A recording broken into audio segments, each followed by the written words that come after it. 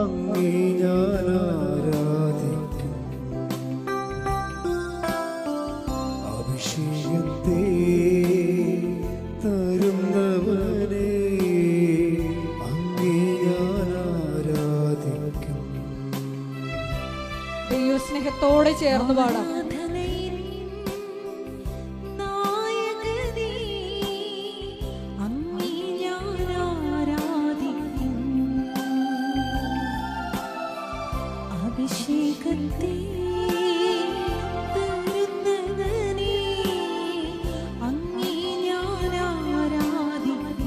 കരങ്ങൾ വീശി ചേർന്ന് പാടാം.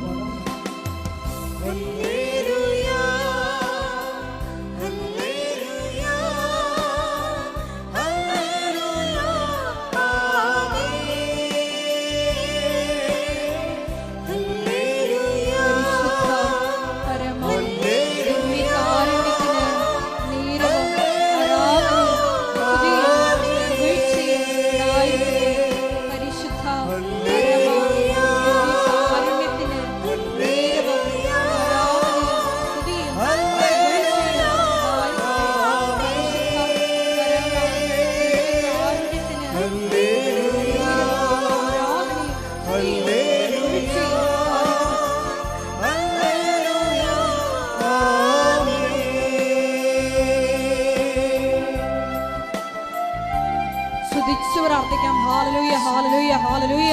വിവിധങ്ങളായ ജീവിത ദുരിതങ്ങളിലൂടെ കടന്നു പോകുന്ന മക്കളെ പ്രത്യേകമായിട്ട് സമർപ്പിച്ചു പ്രാർത്ഥിക്കുന്നു. അമ്മയുടെ വലിയ മധ്യസ്ഥം ഈ ആരാധനയോടെ അനുഭവമാക്കണമേ എന്ന് പ്രാർത്ഥിക്കുന്നു. സാക്ഷ്യം പറയാനുള്ള കൃപ മക്കൾക്ക് നൽകണമേ എന്ന് പ്രാർത്ഥിക്കുന്നു. ഹല്ലേലൂയ, ഹല്ലേലൂയ.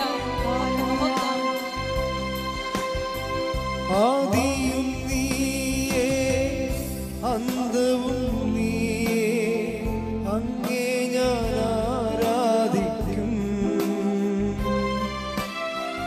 ആദിയും നീയേ അന്തവും നീയേ അങ്ങേ ഞാൻ ആരാധിക്കും.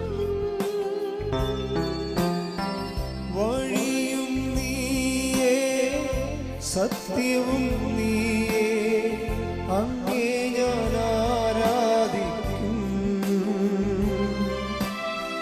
വഴിയും നീയേ സത്യവും നീയേ അങ്ങേ ഞാൻ ആരാധിക്കും. അങ്ങേ ഞാൻ ആരാധിക്കും. യേശുവേ അങ്ങേ ഞാൻ ആരാധിക്കും. കരങ്ങൾ വീശി ഒന്ന് ചേർന്ന് ഹല്ലേലൂയ, ഹല്ലേലൂയ, ഹല്ലേലൂയ, ആമേൻ. ഹല്ലേലൂയ, ഹല്ലേലൂയ, ഹല്ലേലൂയ, ആമേൻ.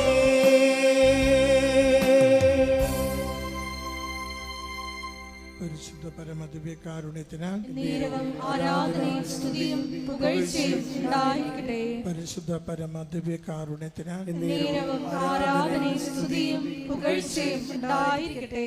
പരിശുദ്ധ പരമദിവ്യകാരുണ്യത്തിന് നേരവും ആരാധനയും സ്തുതിയും പുകഴ്ചയും ഉണ്ടായിരിക്കട്ടെ. അമ്മേ പരിശുദ്ധയമ്മേ, അമ്മേ പരിശുദ്ധ അമ്മേ, ദൈവമാതാവേ, ദൈവമാതാവേ, കൃപാസനത്തിലൂടെ ഞങ്ങൾക്കും ഞങ്ങളുടെ ദേശത്തിനും അമ്മ മാധ്യസ്ഥം തേടിത്തന്ന എല്ലാ അനുഗ്രഹങ്ങൾക്കും കൃപകൾക്കും ഞങ്ങളിപ്പോൾ ഹൃദയം നിറഞ്ഞ നന്ദി പറയുന്നു. നമുക്ക് ഒരുമിച്ച് സ്തുതിക്കാം. ഹല്ലേലൂയ, ആരാധന, മഹത്വം, കുടുംബത്തിൽ നൽകുന്ന സമാധാനത്തിന്, ജീവിത പ്രശ്നങ്ങൾ പരിഹരിക്കുവാൻ നൽകുന്ന സഹായത്തിന്, രോഗസൗഖ്യത്തിന്, അങ്ങനെ ആശ്രയിക്കുവാനുള്ള കൃപയ്ക്ക് യേശുവേ നന്ദി. ആരാധന, മഹത്വം കർത്താവേ, സ്തുതി കർത്താവേ, ആരാധന, മഹത്വം.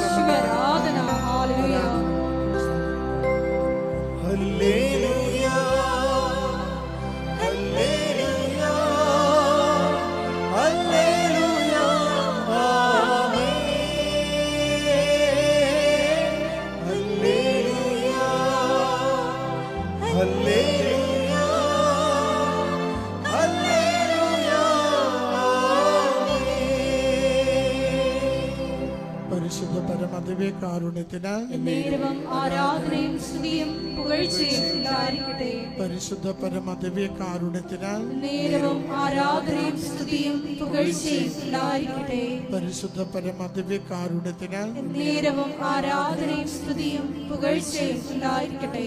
അമ്മേ പരിശുദ്ധയമ്മേ, അമ്മേ പരിശുദ്ധ അമ്മേ, ദൈവമാതാവേ, ദൈവമാതാവേ, 2004 ഡിസംബർ 7-ാം തീയതി ഉച്ചകഴിഞ്ഞ് 2:30 കൃപാസനത്തിൽ സംഭവിച്ച അമ്മയുടെ പ്രത്യക്ഷപ്പെടലിനെ കുറിച്ച് തിരുസഭയ്ക്ക് സമർപ്പിച്ചിരിക്കുന്ന പഠനരേഖകളുടെ വസ്തുനിഷ്ഠവും ദൈവശാസ്ത്ര വിധിപ്രകാരമുള്ളതുമായ അന്വേഷണ പഠനങ്ങൾ നടത്തി ആ പ്രത്യക്ഷപ്പെടലിലൂടെ പ്രകടമായ ദൈവമാതാവിന്റെ പ്രത്യേക കരുതലും സംരക്ഷണവും വെളിപ്പെടുത്തുന്ന പീഡിതരുടെ ആശ്വാസവും പ്രവാചകന്മാരുടെ രാജ്ഞിയും വാഗ്ദാനത്തിന്റെ പേടകവും പ്രപഞ്ചപ്രകൃതിയുടെ മാതാവുമായ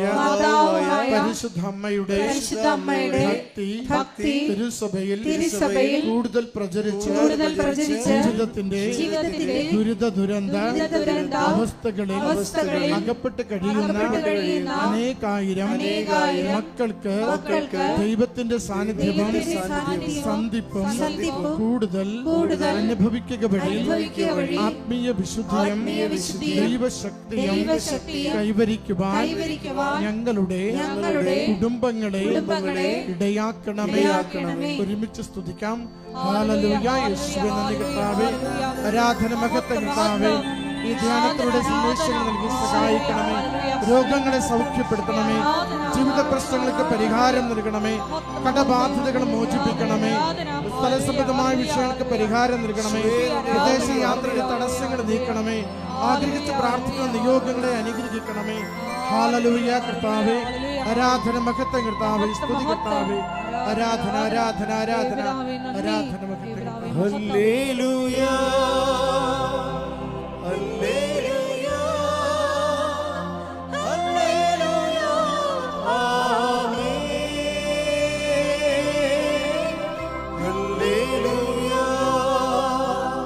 ഹല്ലേലൂയ ഹല്ലേലൂയ ആമേൻ. പരിശുദ്ധ പരമദിവ്യകാരുണ്യത്തിന് നേരവും ആരാധനയും സ്തുതിയും പുകഴ്ചയും ഉണ്ടായിരിക്കട്ടെ. പരിശുദ്ധ പരമദിവ്യകാരുണ്യത്തിന് നേരവും ആരാധനയും സ്തുതിയും പുകഴ്ചയും ഉണ്ടായിരിക്കട്ടെ. പരിശുദ്ധ പരമദിവ്യകാരുണ്യത്തിന് നേരവും ആരാധനയും സ്തുതിയും പുകഴ്ചയും ഉണ്ടായിരിക്കട്ടെ. അമ്മേ പരിശുദ്ധയമ്മേ, അമ്മേ പരിശുദ്ധ അമ്മേ, ലോകങ്ങളുടെ ഭൂസ്വർലോകങ്ങളുടെ രാജ്ഞിയായ അങ്ങയ്ക്ക് ഭൂമസംരക്ഷണത്തിനായി പ്രപഞ്ച പ്രകൃതിയെ തന്നെ തിരുസഭ പ്രതിഷ്ഠിക്കുവാൻ ഈ പ്രത്യക്ഷീകരണം വഴി ഇടയാക്കണമേ. പരിശുദ്ധമേ, ജപമാല മാതാവേ, സകല കൃപാസനം പ്രാർത്ഥനകളോടും ചേർത്ത് ഞങ്ങളിപ്പോൾ പ്രാർത്ഥിക്കുന്ന ഈ സമൂഹത്തിന്റെ പ്രത്യേക നിയോഗവും നമ്മുടെ എല്ലാ അപേക്ഷകളും ആവശ്യങ്ങളും കൃപാസന മാതാവിന്റെ സംരക്ഷണയിൽ ദിവ്യകാരുണ്യനാഥന് സമർപ്പിക്കാം. കൃപാസനം സ്ഥാപക ഡയറക്ടർ പി ജോസഫ് അച്ഛൻ്റെ മിഷൻ നിയോഗങ്ങൾക്ക് വേണ്ടിയും പ്രാർത്ഥിക്കാം.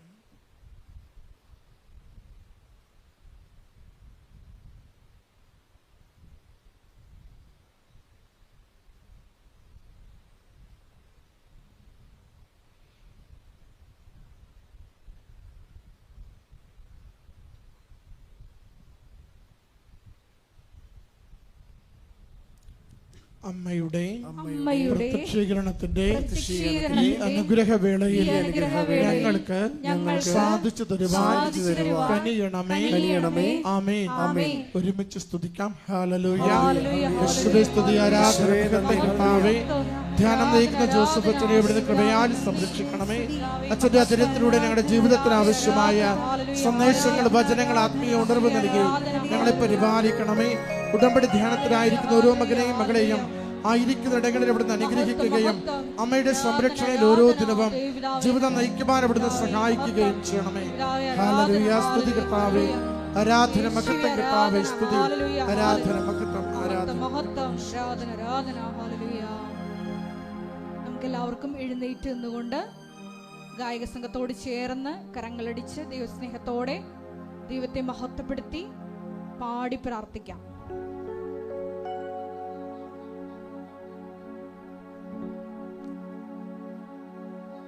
യേശുവേ നന്ദി. ഹല്ലേലൂയ. സ്തോത്രം. Thank you Jesus. ഈശോയെ സ്തുതി, ഈശോ ആരാധന, ആരാധന. ഹല്ലേലൂയ, ഹല്ലേലൂയ. യേശുവേ ആരാധന, ഈശോയെ ആരാധന, മഹത്വം, മഹത്വം, ആരാധന, ആരാധന. ഹല്ലേലൂയ, ഹല്ലേലൂയ. ഈശോയെ നന്ദി, ആരാധന, ആരാധന,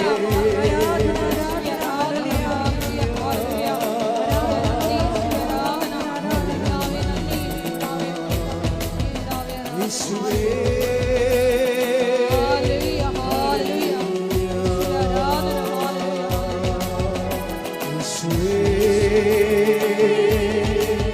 ഹല്ലേലൂയ.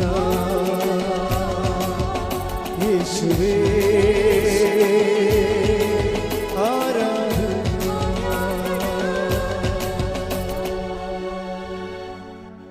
എൻ്റെ പ്രിയപ്പെട്ടവർ, എപ്പോഴും പ്രധാനപ്പെട്ട അറിയിപ്പുകൾ.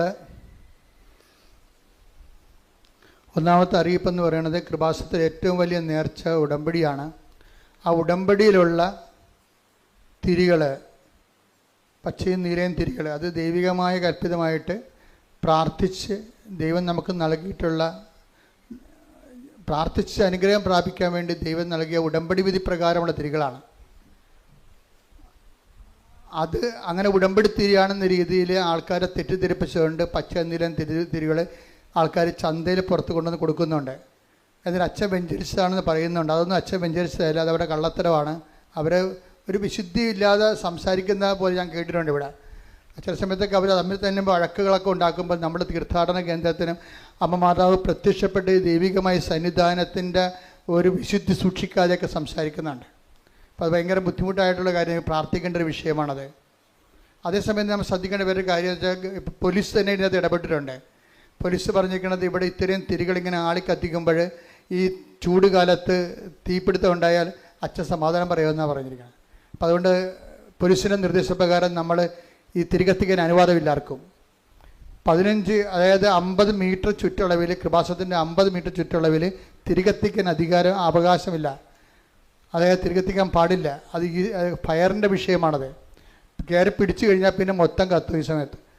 പിന്നെ എന്തെങ്കിലുമൊക്കെ സംഭവിച്ചു കഴിഞ്ഞിട്ട് പിന്നെ നമ്മൾ അച്ഛനെ കുറ്റം പറഞ്ഞൊരു കാര്യമില്ല. അപ്പം അതുകൊണ്ട് പോലീസ് തന്നെ ഇപ്പം തിരികത്തിക്കൽ നിരോധിച്ചിരിക്കുകയാണ്. അതുകൊണ്ട് ആരും തിരികത്തിക്കാൻ നിൽക്കരുത്. തിരികത്തിക്കാൻ വേണ്ടി ആരും തിരി വാങ്ങിക്കുകയും ചെയ്യരുത്. കാര്യം കത്തിക്കാൻ പറ്റത്തില്ല ഇവിടെ. ചിലർ പറയും തിരി കൊണ്ടുവന്ന് വെച്ചാൽ മതി, അവിടെ അങ്ങ് വെക്കാൻ പാടില്ല. അങ്ങനെ അനുവദിച്ചിട്ടില്ല ഇവിടെ. തിരി വെക്കാൻ പോലും അനുവദിച്ചിട്ടില്ല. ഉടമ്പടിക്ക് മാത്രമേ തിരിയുള്ളൂ. അത് ഓഫീസിൽ നിന്ന് ലഭിക്കും. അത് പ്രാർത്ഥിച്ച് വീട്ടിൽ കൊണ്ടുപോയിട്ടാണ് അത് കത്തിക്കേണ്ടത്. ഈ പ്രദേശത്തൊന്നും ചെയ്യാൻ പാടില്ല. പ്രത്യേകം ശ്രദ്ധിക്കണമെന്ന് ഓർപ്പിക്കുന്ന. അതുപോലെ തന്നെ ഇവിടെ പ്രാർത്ഥനയ്ക്ക് വരുന്നവർ വഴി പിടിച്ചു നിർത്തുക, അവരെ തിരി വാങ്ങിക്കാത്തൊരു അസഭ്യം പറയുക, അങ്ങനെ കുറേ കംപ്ലൈൻറ്റുകൾ പോലീസിൽ പോയിട്ടുണ്ട്. അപ്പോൾ അത് നമ്മുടെ ധ്യാനകേന്ദ്രത്തിൻ്റെ ഒരു വിശുദ്ധി നഷ്ടപ്പെടുന്ന രീതിയിലാണ് ചില ആൾക്കാർ പെരുമാറുന്നത്. അത് എപ്പോഴും ശ്രദ്ധിക്കണം. ഇതിന് അച്ഛൻ വെഞ്ചരിച്ചാണെന്ന് പറഞ്ഞാണ് അവരെ അതൊക്കെ ചെയ്യണത്. അതൊക്കെ തെറ്റായ കാര്യങ്ങളാണ്. അങ്ങനെ ഒന്നും അച്ഛൻ പറഞ്ഞിട്ടില്ല. അതുപോലെ തന്നെ കൃപാസനത്തിൻ്റെ പേരിൽ സാമ്പത്തികമായ കാര്യങ്ങൾ ചോദിക്കുകയോ കൊടുക്കുകയോ ചെയ്യുന്നതൊന്നും അച്ഛൻ അറിയാത്ത വിഷയങ്ങളാണ്. അങ്ങനെ കൃപാസനത്തിൻ്റെ വിഷയങ്ങളല്ല. അതൊക്കെ അവർക്ക് പൈസ ഉണ്ടാക്കാൻ വേണ്ടി അവർ ചെയ്യുന്ന രീതിയിലുള്ള ഈ ഓൺലൈൻ തട്ടിപ്പുകളാണ്. അതിൽ വീടിരുന്ന് കൂടി പ്രത്യേകം ഓർപ്പിക്കുന്നത്. മെയ് മാസം മാതാവിൻ്റെ മാസമാണ്. കൃപാസനത്തിൻ്റെ അനുഗ്രഹത്തിൻ്റെ 2 സീസണാണുള്ളത്. ഒന്ന് ഒക്ടോബർ മാസം ജോമാല റാലി, രണ്ടാമത്തെ മെയ് മാസം മാതാവിൻ്റെ വണക്കം ആൾക്കാർ ഏറ്റെടുത്ത് നടത്തുന്നതാണ്. വണക്കം ഏറ്റെടുത്ത് നടത്താൻ ആഗ്രഹിക്കുന്ന ഒരു കൗണ്ടറിൽ നിന്ന് വണക്കത്തിൻ്റെ ചീട്ടുകൾ ലഭിക്കുന്നതാണ്. നിങ്ങളുടെ നിയോഗം അവിടെ എഴുതി കൊടുത്താൽ മതിയാകും. മൂന്നാമത്തെ അറിയിപ്പ്, വളരെ കൃത്യമായ രീതിയിൽ ഭംഗിയായിട്ട് ദൈവപരിപാലനയോടുകൂടി ശുശ്രൂഷ ചെയ്യുന്ന 6 സിസ്റ്റേഴ്സ് നമുക്കുണ്ട്. അതിൽ 1-2 പേര് ഇപ്പോഴേ അവിടെ ശുശ്രൂഷ പൂർത്തിയായപ്പോൾ അവർ തിരിച്ചു പോവുകയാണ്. അപ്പോൾ ആ ഇടത്തിലേക്ക് ബഹുമാനപ്പെട്ട സിസ്റ്റേഴ്സിന് വരാവുന്നതാണ്. ആർക്കെങ്കിലും കൃപാസനത്തിൽ 1 വർഷം പ്രേക്ഷിത വേല ചെയ്യണമെന്ന് ആഗ്രഹിക്കുന്ന ബഹുമാനപ്പെട്ട സിസ്റ്റേഴ്സിന് സഭയുടെ അനുഭവത്തോട് വരാവുന്നതാണ്. അവരുടെ പ്രൊവിൻഷ്യലിൻ്റെ കത്തോടു കൂടി കൃപാസനത്തിൽ വന്ന് 1 കൊല്ലം അവർ താമസിക്കാനുള്ള ഇടമുണ്ട്. മഠം പോലെയുള്ള ദൈവാരാധനയുടെ സ്ഥലമാണ്. അവർക്കവിടെ പ്രാർത്ഥിക്കാൻ കഴിയും. അവരുടെ ഇവിടുത്തെ ശുശ്രൂഷ കഴിഞ്ഞിട്ട് അവർക്ക് മഠത്തിലൊക്കെ പിന്തിരിഞ്ഞ് അവിടെ പ്രാർത്ഥിക്കാനും അവരുടെ സമർപ്പണ ജീവിതം കേടില്ലാതെ കണ്ടിന്യൂ ചെയ്യാനും കഴിയും. അപ്പോൾ അതുകൊണ്ട് ബഹുമാന സിസ്റ്റേഴ്സിന് പ്രത്യേക സ്വാഗതം കൃപാസനത്തിൽ ശുശ്രൂഷ ചെയ്യുന്നതിന് വേണ്ടി. പിന്നെ കൃപാസനത്തിൽ ഫ്രീ ആയിട്ട് സേവനം ചെയ്യുന്ന ഒത്തിരി നേഴ്സുമാരും മറ്റവർക്കുണ്ട്. അതായത് അവർ പത്രം മടക്കുകയും തിരി പൊതുകയും ഇങ്ങനെ കുറേ കാര്യങ്ങൾ ചെയ്യും. അപ്പോൾ അവർ 2 മാസമൊക്കെ ചിലപ്പോൾ ചെയ്യും, ചിലപ്പോൾ 3 മാസം ചെയ്യും. അങ്ങനെ ചെയ്യുന്നവർക്കും അതുപോലെ തന്നെ കൃപാസനത്തിൽ വന്ന് ജോലി ചെയ്യുന്നതിനുള്ള അത് മാനേജറുമായിട്ട് കണ്ടാൽ മതി. അതിനുള്ളവർക്ക് സൗകര്യപ്പെടുത്തി തരുന്നതായിരിക്കും. കുറേ ചെറുപ്പക്കാർ വരുന്നുണ്ട്. അപ്പോൾ അവർ ചിലപ്പോൾ യൂറോപ്പിലൊക്കെ പോകാൻ വേണ്ടി നിൽക്കുന്ന ഒരു സമയമാകും. അപ്പോൾ അവരുടെ പ്ലെയിൻ ടിക്കറ്റ് ആകുന്നവരെ ആ ടൈം വരെ അവർ കൃപാസനത്തിൽ മാതാവിന് ശുശ്രൂഷ ചെയ്യുന്ന ഒത്തിരി പേരുണ്ട്. അതിലേക്ക് ആ കൂട്ടായ്മയിലേക്ക് നിങ്ങൾക്ക് സ്വാഗതം. മാനേജറുമായിട്ട് കോൺടാക്റ്റ് ചെയ്യുക. പിന്നെ അതുപോലെ തന്നെ കൃപാസനത്തിൻ്റെ ശുശ്രൂഷ അമ്മയുടെ പ്രത്യക്ഷീകരണത്തിൻ്റെ സമർപ്പണ ജീവിതം നയിക്കാൻ വേണ്ടി ഇപ്പം ജോമോൾ സിസ്റ്ററിനെ പോലെ ഇവിടെ സ്ഥിരമായിട്ട് ഇപ്പോൾ 12 കൊല്ലം അവർ വന്നിട്ട് അവർ വന്ന ശേഷം ഒത്തിരിയേറെ മാറ്റങ്ങൾ ആ ശുശ്രൂഷ മേഖലയിൽ ഉണ്ടായിട്ടുണ്ട്. അതുപോലെ കൃപാസനത്തിൻ്റെ മിഷൻ ഏറ്റെടുത്തിട്ട് ചെയ്യാൻ ആഗ്രഹിക്കുന്ന ആ പ്രായമുള്ളവരിൽ നിന്ന് അതുപോലെ തന്നെ അപേക്ഷകൾ ക്ഷണിക്കുന്നുണ്ട്. അവർ ഈ നമ്പറിൽ വിളിക്കേണ്ടതാണ് 8281297511. ഈ നമ്പറിൽ വിളിച്ചിട്ട് നിങ്ങൾക്ക് ഏപ്രിൽ മാസം മുതൽ ജോയിൻ ചെയ്യാവുന്നതാണ്.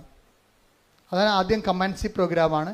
അതിനുശേഷമായിരിക്കും നിങ്ങളുടെ നിയോഗമനുസരിച്ചുള്ള ശുശ്രൂഷകൾ നിങ്ങളെ ഏൽപ്പിക്കുക.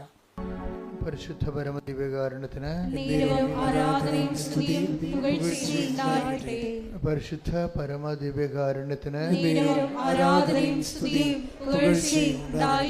പരിശുദ്ധ പരമ ദിവ്യകാരുണ്യത്തിന് എല്ലാവരും ഭക്തിയോടെ പ്രാർത്ഥന. വെള്ളത്തിൻ്റെ ഒരു ഒഴുക്കാണ്.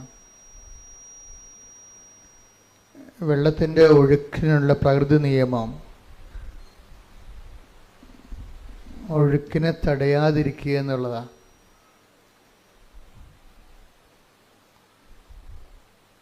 വെള്ളത്തിൻ്റെ ഒഴുക്കിനുള്ള ഒരു പ്രകൃതി നിയമം എന്താ? അവിടെ മാനുഷികമായ ഇടപെടലിൽ ഒഴുക്കിനെ തടയാതിരിക്കുക. ഇപ്പം മദ്രാസിലൊക്കെ വെള്ളപ്പൊക്കം വന്നപ്പോൾ അതിൻ്റെ പഴയ മദ്രാസ് പട്ടണത്തിൻ്റെ പഴയ ബ്ലൂ പ്രിൻറ്റിൽ ഒത്തിരിയേറെ അരുവികളും പുഴകളും ഒഴുകിക്കൊണ്ടിരുന്ന സ്ഥലമാണ്. പിന്നീട് വർഷകാലത്ത് വേനൽക്കാലം വന്നപ്പോൾ ആൾക്കാർ വെള്ളമൊഴുക്കിനെക്കുറിച്ച് മറന്നു, അവിടെ എല്ലാം വീട് വെച്ചു. പിന്നീട് വർഷം വന്നപ്പോൾ മഴ വന്നപ്പോൾ സ്വാഭാവികമായിട്ട് വെള്ളം ഒഴുകണ സ്ഥലത്ത് കൂടി വെള്ളം ഒഴുകിപ്പോയപ്പോൾ തടസ്സമുള്ളത് കൊണ്ട് വെള്ളപ്പൊക്കം ഉണ്ടായി. ഏതാണ്ട് ഇതുപോലെ തന്നെ ഉടമ്പടിക്കൊരു സ്വാഭാവികമായ ഒഴുക്കുണ്ട്. ആ സ്വാഭാവികമായ ഉടമ്പടി ഒഴുക്കിന് അങ്ങനെ വിട്ടുകൊടുത്താൽ മതി. അപ്പം എന്താ സംഭവിക്കുന്നത്? ബാക്കി ഇതിൻ്റെ അകത്തുള്ള നമുക്ക് കൃപാസനത്തിൽ മരിയൻ ഉടമ്പടിക്ക് റിസ്ക് ഇല്ലാത്തത് എന്താണെന്നറിയാവോ? റിസ്ക് ഇല്ലാത്തതിന് കാരണം ഇപ്പോഴ് പല വിഷയങ്ങൾ, ഇപ്പോൾ ഞാനൊരു സാക്ഷ്യം കേട്ടുകൊണ്ടിരിക്കുകയായിരുന്നു. അപ്പോൾ ആ സാക്ഷ്യത്തിൽ ഒരു പ്രൊഫസറാണ്, പ്രൊഫസർ ടോയ് തോമസ്. അപ്പം അദ്ദേഹത്തിൻ്റെ വൈഫിനാണ് അസുഖം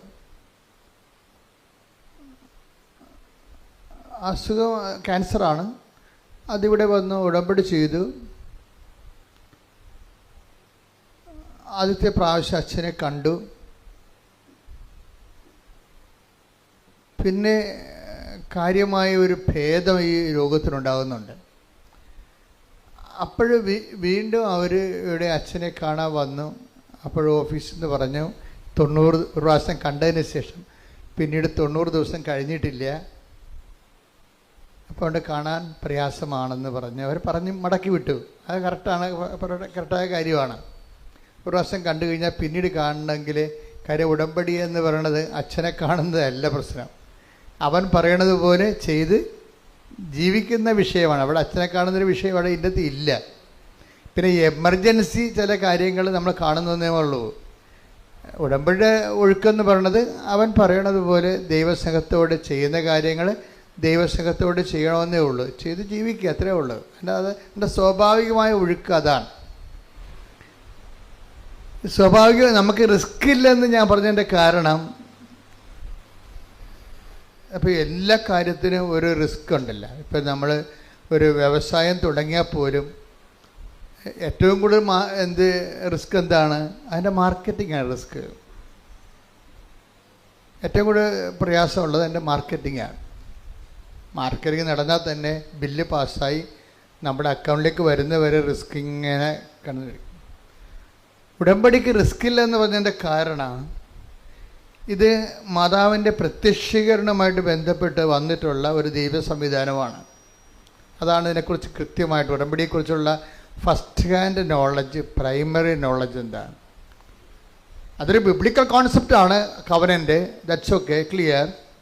പക്ഷേ കൃപാസനത്തിൽ ഉടമ്പടി വന്നിരിക്കുന്നതിൻ്റെ കാരണം മാതാവിൻ്റെ സമയഘടികാരം നെഞ്ചിൽ ചാർത്തിക്കൊണ്ട് 2004 ഡിസംബർ 7 ദുരന്തമുണ്ടാകാൻ പോണ് പ്രാർത്ഥിക്കണമെന്ന് പറഞ്ഞ ദൈവത്തിൻ്റെ തിരുമനസ്സുണ്ട് പ്രാർത്ഥിക്കുക. അപ്പോൾ എന്ത് പ്രാർത്ഥിക്കണം, എങ്ങനെ പ്രാർത്ഥിക്കണം, അതിൻ്റെ ഉത്തരമാണ് ഉടമ്പടി എടുത്ത് പ്രാർത്ഥിക്കുക എന്നുള്ളത്. അതാണ് പ്രാർത്ഥന. ഉടമ്പടി എടുത്ത് പ്രാർത്ഥിക്കുക. ഉടമ്പടി എടുത്ത് പറയുമ്പോൾ ദൈവവും നമ്മളും തമ്മിൽ ഒരു ബയലാറ്ററൽ എഗ്രിമെൻറ്റിൽ വിശുദ്ധീകരിച്ചും ശക്തീകരിച്ചും കൊണ്ട് ഇരിക്കുന്ന ഒരു ദൈവ പൈതലിനെ പ്രാർത്ഥിക്കാനുള്ള സ്വാഭാവികമായ ഒരു റൈറ്റുണ്ട്. അതിൻ്റെ ഒരു എഫിക്കഷ്യസ് ആയിട്ടുള്ള പ്രെയറാണത്, ഫലപ്രദമായ രീതിയിലുള്ള പ്രാർത്ഥന. നമുക്ക് എന്ത് വേണമെങ്കിലും പ്രാർത്ഥിക്കാം, ആർക്ക് വേണമെങ്കിലും പ്രാർത്ഥിക്കാം, പക്ഷെ കേൾക്കണമെന്നൊരു നിർബന്ധമില്ല. പക്ഷെ ഉടമ്പടിയിൽ കേട്ടേ മതിയാകത്തുള്ളൂ. എന്താ കാര്യം? അത് ഉടമ്പടി പ്രകാരമാണ് നമ്മൾ അതിൻ്റെ അകത്ത് ദൈവമായിട്ട് ഇൻട്രാക്ട് ചെയ്യണത്. കാര്യം ഉടമ്പടി എന്തിനെ ബേസ് ചെയ്ത് നിൽക്കണതാണ്? ദൈവത്തിൻ്റെ വാഗ്ദാനങ്ങളെ ബേസ് ചെയ്താണ് നിൽക്കുന്നത്. അല്ലാതെ വിശ്വാസത്തെ അല്ല. നമ്മൾ വിശ്വാസികളായതുകൊണ്ട് പ്രാർത്ഥിക്കണമല്ല. ഉടമ്പടി വിശ്വാസത്തെ അല്ല അടിസ്ഥാനപ്പെടുത്തിയിരിക്കുന്നത്. മറിച്ച് എന്താണ്? ഉടമ്പടി വിശ്വാസം അതിലുണ്ട്, തീർച്ചയായിട്ടും. കറണ്ടില്ലാതെ ഫാൻ കറങ്ങത്തില്ലല്ലോ, വിശ്വാസം അതിലുണ്ട്. പക്ഷേ ഇതിൻ്റെ മെക്കാനിസം എന്ന് പറയണത് എന്താണ്? അത് മാതാവിൻ്റെ പ്രത്യക്ഷീകരണം ആരുടെ സബ്ജക്റ്റാണ്? നമ്മുടെ സബ്ജക്റ്റ് അല്ല. ജോസഫ് അച്ഛൻ വല്ല മെമ്മോറാണ്ടം കൊടുത്തിട്ടാണ് മാതാവ് പ്രത്യക്ഷപ്പെട്ടത്? ഇല്ല. അതാണ് വിഷയം. അതെപ്പോഴും നിങ്ങൾ അതിനെക്കുറിച്ച് എൻ്റെ ലളിതമായ വശങ്ങളെ ലളിതമായിട്ട് മനസ്സിലാക്കണം. ഇത് മുഴുവൻ റിസ്ക് കവർ ചെയ്യണ ദൈവത്തിൻ്റെതാണ്. ഇതാണ് ഞാൻ പറഞ്ഞത്. ഉടമ്പടി ഒരു സ്വാഭാവികമായ ഒഴുക്കാണ്. അതിൻ്റെ ഒഴുക്കിനകത്ത് നിങ്ങൾ ഒഴുകിയാൽ മതി. ബാക്കി ചെയ്യേണ്ടതെല്ലാം കർത്താവ്. റിസ്ക് നമുക്കില്ല അതിൻ്റെ അത്. എന്താ കാര്യം? ദൈവത്തിൻ്റെ ഒരു ആവശ്യമാണ്. എന്ത്? മാതാവിൻ്റെ പ്രത്യക്ഷീകരണം സഭ ഏറ്റെടുക്കുക എന്നുള്ളത്. എന്തിനാണ്? സഭ മാതാവിനെ അംഗീകരിക്കുകയും അതുപോലെ തന്നെ മാതാവിൻ്റെ മാതൃക അനുഷ്ഠിക്കുകയും ചെയ്യുന്നത് ഏറ്റവും കൂടുതലുള്ളത് കത്തോലിക്ക സഭയിലാണ്. അത് നിങ്ങൾക്കറിയാം. അതുകൊണ്ടാണ് ഇത്രയും പ്രത്യക്ഷീകരണങ്ങളെല്ലാം ലൂർദ്, ഫാത്തിമ, മജ്ജിഗോറ, ഈ പ്രത്യക്ഷീകരണം എല്ലാം വരണ കാത്തലിക് മേഖലയിലാണ് വരണത്. കാര്യം അമ്മ ഒരു വിഷയം സഭയോട് പറഞ്ഞാൽ അമ്മയെ വിശ്വസിക്കുകയും അമ്മയെ മധ്യസ്ഥയായിട്ട്, പ്രധാന മധ്യസ്ഥയായിട്ട്, മധ്യസ്ഥന്മാരൊത്തിരി പേരുണ്ട് നമുക്ക്, വിശുദ്ധന്മാരെല്ലാം മധ്യസ്ഥന്മാരാണ്. ശരിക്കും നമുക്ക് തന്നെ മധ്യസ്ഥം വഹിക്കാം. വിശുദ്ധിയും മെനയുള്ളവരാണെങ്കിൽ നമ്മുടെ പ്രാർത്ഥനയും ദൈവം മധ്യസ്ഥമായിട്ട് കേൾക്കും. പക്ഷേ അമ്മ ഇവിടെ ദൈവത്തിനും മനുഷ്യനും ഇടയിലുള്ള ഏകമധ്യത്തിന് യേശുക്രിസ്തുവാണ്. പക്ഷേ മാനുഷികമായ കാര്യങ്ങൾക്കുള്ള, രക്ഷാകരമായ കാര്യമല്ല, മാനുഷികമായ കാര്യങ്ങളില്ലേ, നമുക്ക് വീടില്ല, ജോലിയില്ല, വിവാഹം ഒക്കണില്ല, മക്കളില്ല, രോഗമാണ്, ഇതൊക്കെ മാനുഷിക കാര്യമല്ലേ. ഏകരക്ഷകൻ എന്ന കൺസെപ്റ്റ് ഈ മനുഷ്യൻ്റെ വീണ്ടെടുപ്പ് നടത്തിയ ദേശമാണ്. അതിന് ഒരു കോംപ്രമൈസും ഇല്ലത്. കർത്താവല്ല, വേറെ ആരും അവിടെ ഇല്ല. ആ സ്പേസിൽ ഏകരക്ഷകനായിട്ട് ക്രിസ്തു മാത്രമേ ഉള്ളൂ.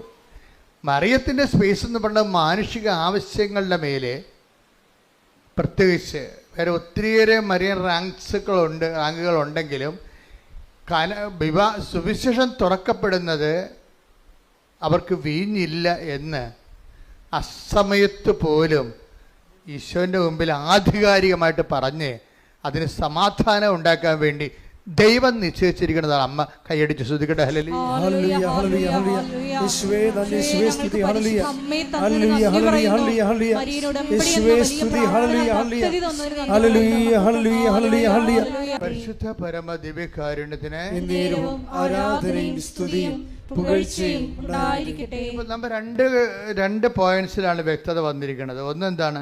ഉടമ്പടിക്ക് ഒരു സ്വാഭാവികമായ ഒഴുക്കുണ്ട്, അതിനെ തടയരുത്, ഇല്ലേ? സ്വാഭാവിക ഒഴുക്ക്. രണ്ടാമത്തെ പോയിന്റ് എന്താ പറഞ്ഞത്? ഉടമ്പടി നമുക്ക് റിസ്ക് ഇല്ല, സീറോ റിസ്ക്കാണ്. എന്താ കാര്യം? അത് വൃത്തിയും മേനയുമായിട്ട് നമ്മൾ അവൻ പറയണ പോലെ ചെയ്ത് ജീവിച്ചാൽ അത് അംഗീകരിക്കേണ്ടതും അതിന് ഉത്തരം നൽകേണ്ടതും ആരാണ്? ദൈവത്തിൻ്റെ ഒരു ആവശ്യമാണ്. ഇവിടെ കൃപാസനത്തിൽ ഉടമ്പടി എടുക്കുമ്പോൾ നമ്മുടെ ആവശ്യം മാത്രമല്ല, അമ്മയുടെ പ്രത്യക്ഷീകരണ സഭ ഏറ്റെടുക്കണമെങ്കിൽ എന്ത് ചെയ്യണം? അമ്മയുടെ പ്രത്യക്ഷീകരണം സ്ഥിരീകരിക്കുന്ന അടയാളങ്ങൾ ഉണ്ടാകണം. അടയാളങ്ങൾ ഉണ്ടാകണമെങ്കിൽ എന്ത് ചെയ്യണം? അടയാളം ഉണ്ടാക്കുന്ന വിധത്തിലുള്ള രീതിയിലുള്ള സത്യസന്ധമായ ആധ്യാത്മിക ജീവിതം ഉണ്ടാകണം. സത്യസന്ധമായ ആധ്യാത്മിക ജീവിതവും പ്രാർത്ഥനാ ജീവിതവും രണ്ടും രണ്ടാണ്. നമ്മൾ ആധ്യാത്മിക ജീവിതത്തിന് പറയണത്, പ്രാർത്ഥനാ ജീവിതത്തിനാണ് നമ്മൾ ആധ്യാത്മിക ജീവിതം എന്ന് പറയണത്. പറഞ്ഞ മനസ്സിലായില്ലേ? പ്രാർത്ഥനാ ജീവിതം ആധ്യാത്മിക ജീവിതം ആവണമെന്ന് ഒരു നിർബന്ധവും ഇല്ല. സത്യസന്ധമായ ആധ്യാത്മിക ജീവിതം ശരിക്കും പറഞ്ഞാൽ പ്രാർത്ഥനാ ജീവിതവുമായിട്ട് വ്യത്യാസമുണ്ട്. പ്രാർത്ഥനാ ജീവിതം മോശമാണെന്നല്ല പറഞ്ഞത്. സത്യസന്ധമായ ആധ്യാത്മിക ജീവിതം പ്രാർത്ഥനാ ജീവിതമാകണമെന്ന് നിർബന്ധമില്ല. എന്നുവെച്ചാൽ എല്ലാ പ്രാർത്ഥനാ ജീവിതവും ആധ്യാത്മിക ജീവിതമല്ല. അതറിയണമെന്നുണ്ടെങ്കിലേ നിങ്ങൾ 1 തിമോത്തി 4:8 എടുത്തേ. ശാരീരികമായ പരിശീലനം കൊണ്ട് ശാരീരികമായ പരിശീലനം കൊണ്ട് കുറച്ച് പ്രയോജനമുണ്ട്. എന്നാൽ ആത്മീയത എല്ലാവിധത്തിലും വിലയുള്ളതാണ്. എന്തുകൊണ്ടെന്നാൽ അത് ഈ ജീവിതത്തെയും വരാനിരിക്കുന്ന ജീവിതത്തെയും സംബന്ധിക്കുന്ന വാഗ്ദാനങ്ങൾ ഉൾക്കൊള്ളുന്നു. അപ്പോൾ വാഗ്ദാനങ്ങളിലെ ഈ ആധ്യാത്മികതയിൽ 2 ഘടകങ്ങളുണ്ട്. ഒന്നെന്താണ്? ഈ ജീവിതത്തെ അത് അഡ്രസ്സ് ചെയ്യുന്നുണ്ട്. ഈ ജീവിതത്തെ മാറ്റി നിർത്തിക്കൊണ്ട് തൂണുമേ സൈബന്മാരുണ്ടാക്കുന്ന പരിപാടിയില്ല. ഇപ്പം ചില ആൾക്കാർ സമൂഹത്തിൽ നിന്ന് പൂർണ്ണമായിട്ട് വിട്ടുമാറിയിട്ട് ജീവിതത്തിൻ്റെ മുഴുവനും ആഗ്രഹങ്ങൾ ബലി ചെയ്തുകൊണ്ട് സമൂഹത്തിൽ തന്നെ സ്വയം ഡിപ്രൈവ്ഡായിട്ട് വേറെ ഒരു ലോകത്ത് സ്വന്തം ഈശ്വരാനുഭവത്തിലേക്ക് പോകുന്ന അങ്ങനെ ഒരു സംഭവം ബൈബിളിലില്ല. ശാരീരികമായി ഇപ്പോൾ യോഗ പോലെയുള്ള ശാരീരികമായ അഭ്യാസങ്ങളും ആധ്യാത്മികമായിട്ട് ബൈബിൾ കാണുന്നില്ല. അതാണ് അങ്ങനെ എഴുതിയിരിക്കുന്നത്. ഒന്നിനു വായിച്ചേ. ശാരീരികമായ പരിശീലനം. ശാരീരികമായ പരിശീലനം അതൊക്കെ ഒരു ഫിസിക്കൽ എക്സർസൈസാണ്. It's okay. ഫിസിക്കൽ എക്സർസൈസും ആധ്യാത്മികതയും തമ്മിൽ യാതൊരു ബന്ധവുമില്ല. അതാ വിഷയം. ബൈബിൾ ആധ്യാത്മികതയാണ് ഞാൻ സംസാരിക്കുന്നത്. ഫിസിക്കൽ എക്സർസൈസ് അങ്ങനെ പലതരത്തിലുള്ള യോഗാസനങ്ങളുണ്ടാകും, അതുപോലെ. പക്ഷേ അതും ബൈബിളുമായിട്ട് ആധ്യാത്മികതയുമായിട്ട് ബന്ധമില്ല. ഒന്നിനു വായിച്ച ഭാഗം. ശാരീരികമായ പരിശീലനം കൊണ്ട് കുറച്ച് പ്രയോജനമുണ്ട്. അതെ. എന്നാൽ ആത്മീയത എല്ലാവിധത്തെയും വിലയുള്ളതാണ്. എന്തുകൊണ്ടെന്നാൽ അത് ഈ ജീവിതത്തെയും വരാനിരിക്കുന്ന ജീവിതത്തെയും സംബന്ധിക്കുന്ന വാഗ്ദാനങ്ങൾ ഉൾക്കൊള്ളുന്നു. ഇതിനാണ് ഉടമ്പടി എന്ന് പറയണത്. ഉടമ്പടിയുടെ ബേസ്മെന്റ് എന്താണ്? വാഗ്ദാനമല്ലേ. ഉടമ്പടിയുടെ ബേസ്മെന്റ് എന്താണ്? വാഗ്ദാനമാണ്. ഉടമ്പടി എന്തിലാണ് ആശ്രയിച്ചിരിക്കുന്നത്? ഉടമ്പടിയുടെ ഓരോ വിഷയങ്ങൾക്കും കറസ്പോണ്ടിങ് ആയിട്ടുള്ള 8840-50 വാഗ്ദാനങ്ങളുണ്ട് ബൈബിളിൽ. 8855 വാഗ്ദാനങ്ങൾ ബൈബിളുണ്ടെന്ന് പറയുന്ന ബൈബിൾ പണ്ഡിതന്മാരുണ്ട്. അപ്പോൾ ഈ ദൈവം ക്യാഷ് ആൻഡ് കൈൻഡായിട്ട് ഈ ജീവിതത്തെയും നിത്യജീവിതത്തെയും ബാധിക്കുന്ന നമുക്ക് കിട്ടുന്ന ആനുകൂല്യങ്ങളെ ദൈവം പ്രഖ്യാപിച്ചിരിക്കുന്ന വാഗ്ദാനത്തിൻ്റെ രീതിയിലാണ് വാഗ്ദാനം. അപ്പോൾ ഈ വാക്കിൻ്റെ ഉള്ളിലാണ് ദൈവം ദാനം വെച്ചിരിക്കുന്നത്. അപ്പം നമ്മൾ ഉടമ്പടിയിലൂടെ നമ്മൾ എന്താ ചെയ്യണത്? ഈ വാക്കിൻ്റെ ഉള്ളിലിരിക്കുന്ന ദാനത്തെ പുൾ ഔട്ട് ചെയ്യാൻ, ടു പ്രോമിത്തരെ, ഞാൻ പുസ്തകത്തിൽ എഴുതിയിട്ടുണ്ട്. എൻ്റെ പുറമിത്തരെ, പ്രോമിസ് മീൻസ് അതിൻ്റെ മൂലം എന്താണ്? ലാറ്റിനാണ്. പ്രോമിസ് എന്നുള്ള ലത്തീൻ ഇംഗ്ലീഷ് വാക്കിൻ്റെ മൂലം, അതിൻ്റെ റൂട്ട് എന്ന് പറഞ്ഞാൽ ലത്തീൻ വാക്ക് പ്രൊമിത്തരെ. പ്രൊമിത്തരയുടെ റൂട്ട് മീനിങ് ആണ് ടു പുൾ ഔട്ട്, വലിച്ച് പുറത്തെടുക്കുക. വലിച്ച് പുറത്തെടുക്കണമെങ്കിൽ എന്ത് ചെയ്യണം? ബലം ഉണ്ടാകണം. എന്ത് ബലമാണ്? ജിംനാസ്റ്റിക് ബലമല്ല, ആത്മീയ ബലമുണ്ടാകണം. ദൈവത്തിൻ്റെ വാഗ്ദാനങ്ങൾ പ്രാപിക്കാൻ വേണ്ടി നമുക്ക് ശാസ്ത്രീയമായിട്ട് എന്താ ഉണ്ടാകേണ്ടത്? ആത്മീയ ബലമാണ് ഉണ്ടാകേണ്ടത്. ദൈവത്തിൻ്റെ വാഗ്ദാനം പ്രാപിക്കാൻ വേണ്ടി അതുകൊണ്ടാണ് പൗലോസ് പറയണത് ശാരീരിക കൊണ്ട് കുറച്ച് പ്രയോജനമൊക്കെ ഉണ്ടെന്ന്. ഒരു ഡിസിപ്ലിൻ കിട്ടുമെന്ന്. ഒരു ഡിസിപ്ലിൻ കിട്ടുമായിരിക്കും, പക്ഷേ ലക്ഷ്യം സാധിക്കുക. അത് മാർഗമല്ലേ? അതൊക്കെ മാർഗമാണ്. ലക്ഷ്യം എന്താണ്? ലക്ഷ്യം സാധിക്കുന്നത് എന്ത് വേണം? ആധ്യാത്മികത എല്ലാത്തിലും പ്രധാനപ്പെട്ടതാണ്. അതെന്താണ്? അത് ഈ ജീവിതത്തിൻ്റെയും വരാൻ പോകുന്ന ജീവിതത്തിൻ്റെയും വാഗ്ദാനങ്ങളെയാണ് അടിസ്ഥാനപ്പെടുത്തുന്നത്. വാഗ്ദാനം എത്രയാണ്? 8850 വാഗ്ദാനങ്ങൾ, അല്ലെങ്കിൽ 55 വാഗ്ദാനങ്ങൾ. അതിലെന്തെല്ലാം ഉണ്ട്? ഈ ജീവിതമുണ്ട്, പിന്നെ വരാനിരിക്കുന്ന ജീവിതമുണ്ട്. ഇപ്പോൾ ഈ വരാനിരിക്കുന്ന ജീവിതത്തെയാണ് ഉടമ്പടി കാർക്കശ്യമായിട്ട്, ഇപ്പോൾ ചിലർ പണ്ട് ഞാൻ പറഞ്ഞിട്ടുണ്ടായി, അതായത് ഉടമ്പടി എന്ന് പറയുന്നത് നിത്യതയിലേക്കുള്ള എക്സ്പ്രസ് ഹൈവേ ആണെന്ന് പറഞ്ഞു. പ്രൊഫസർ ടോയ് തോമസ് ഇത് റീകോട്ട് ചെയ്യുന്നുണ്ട്. എന്താണ്?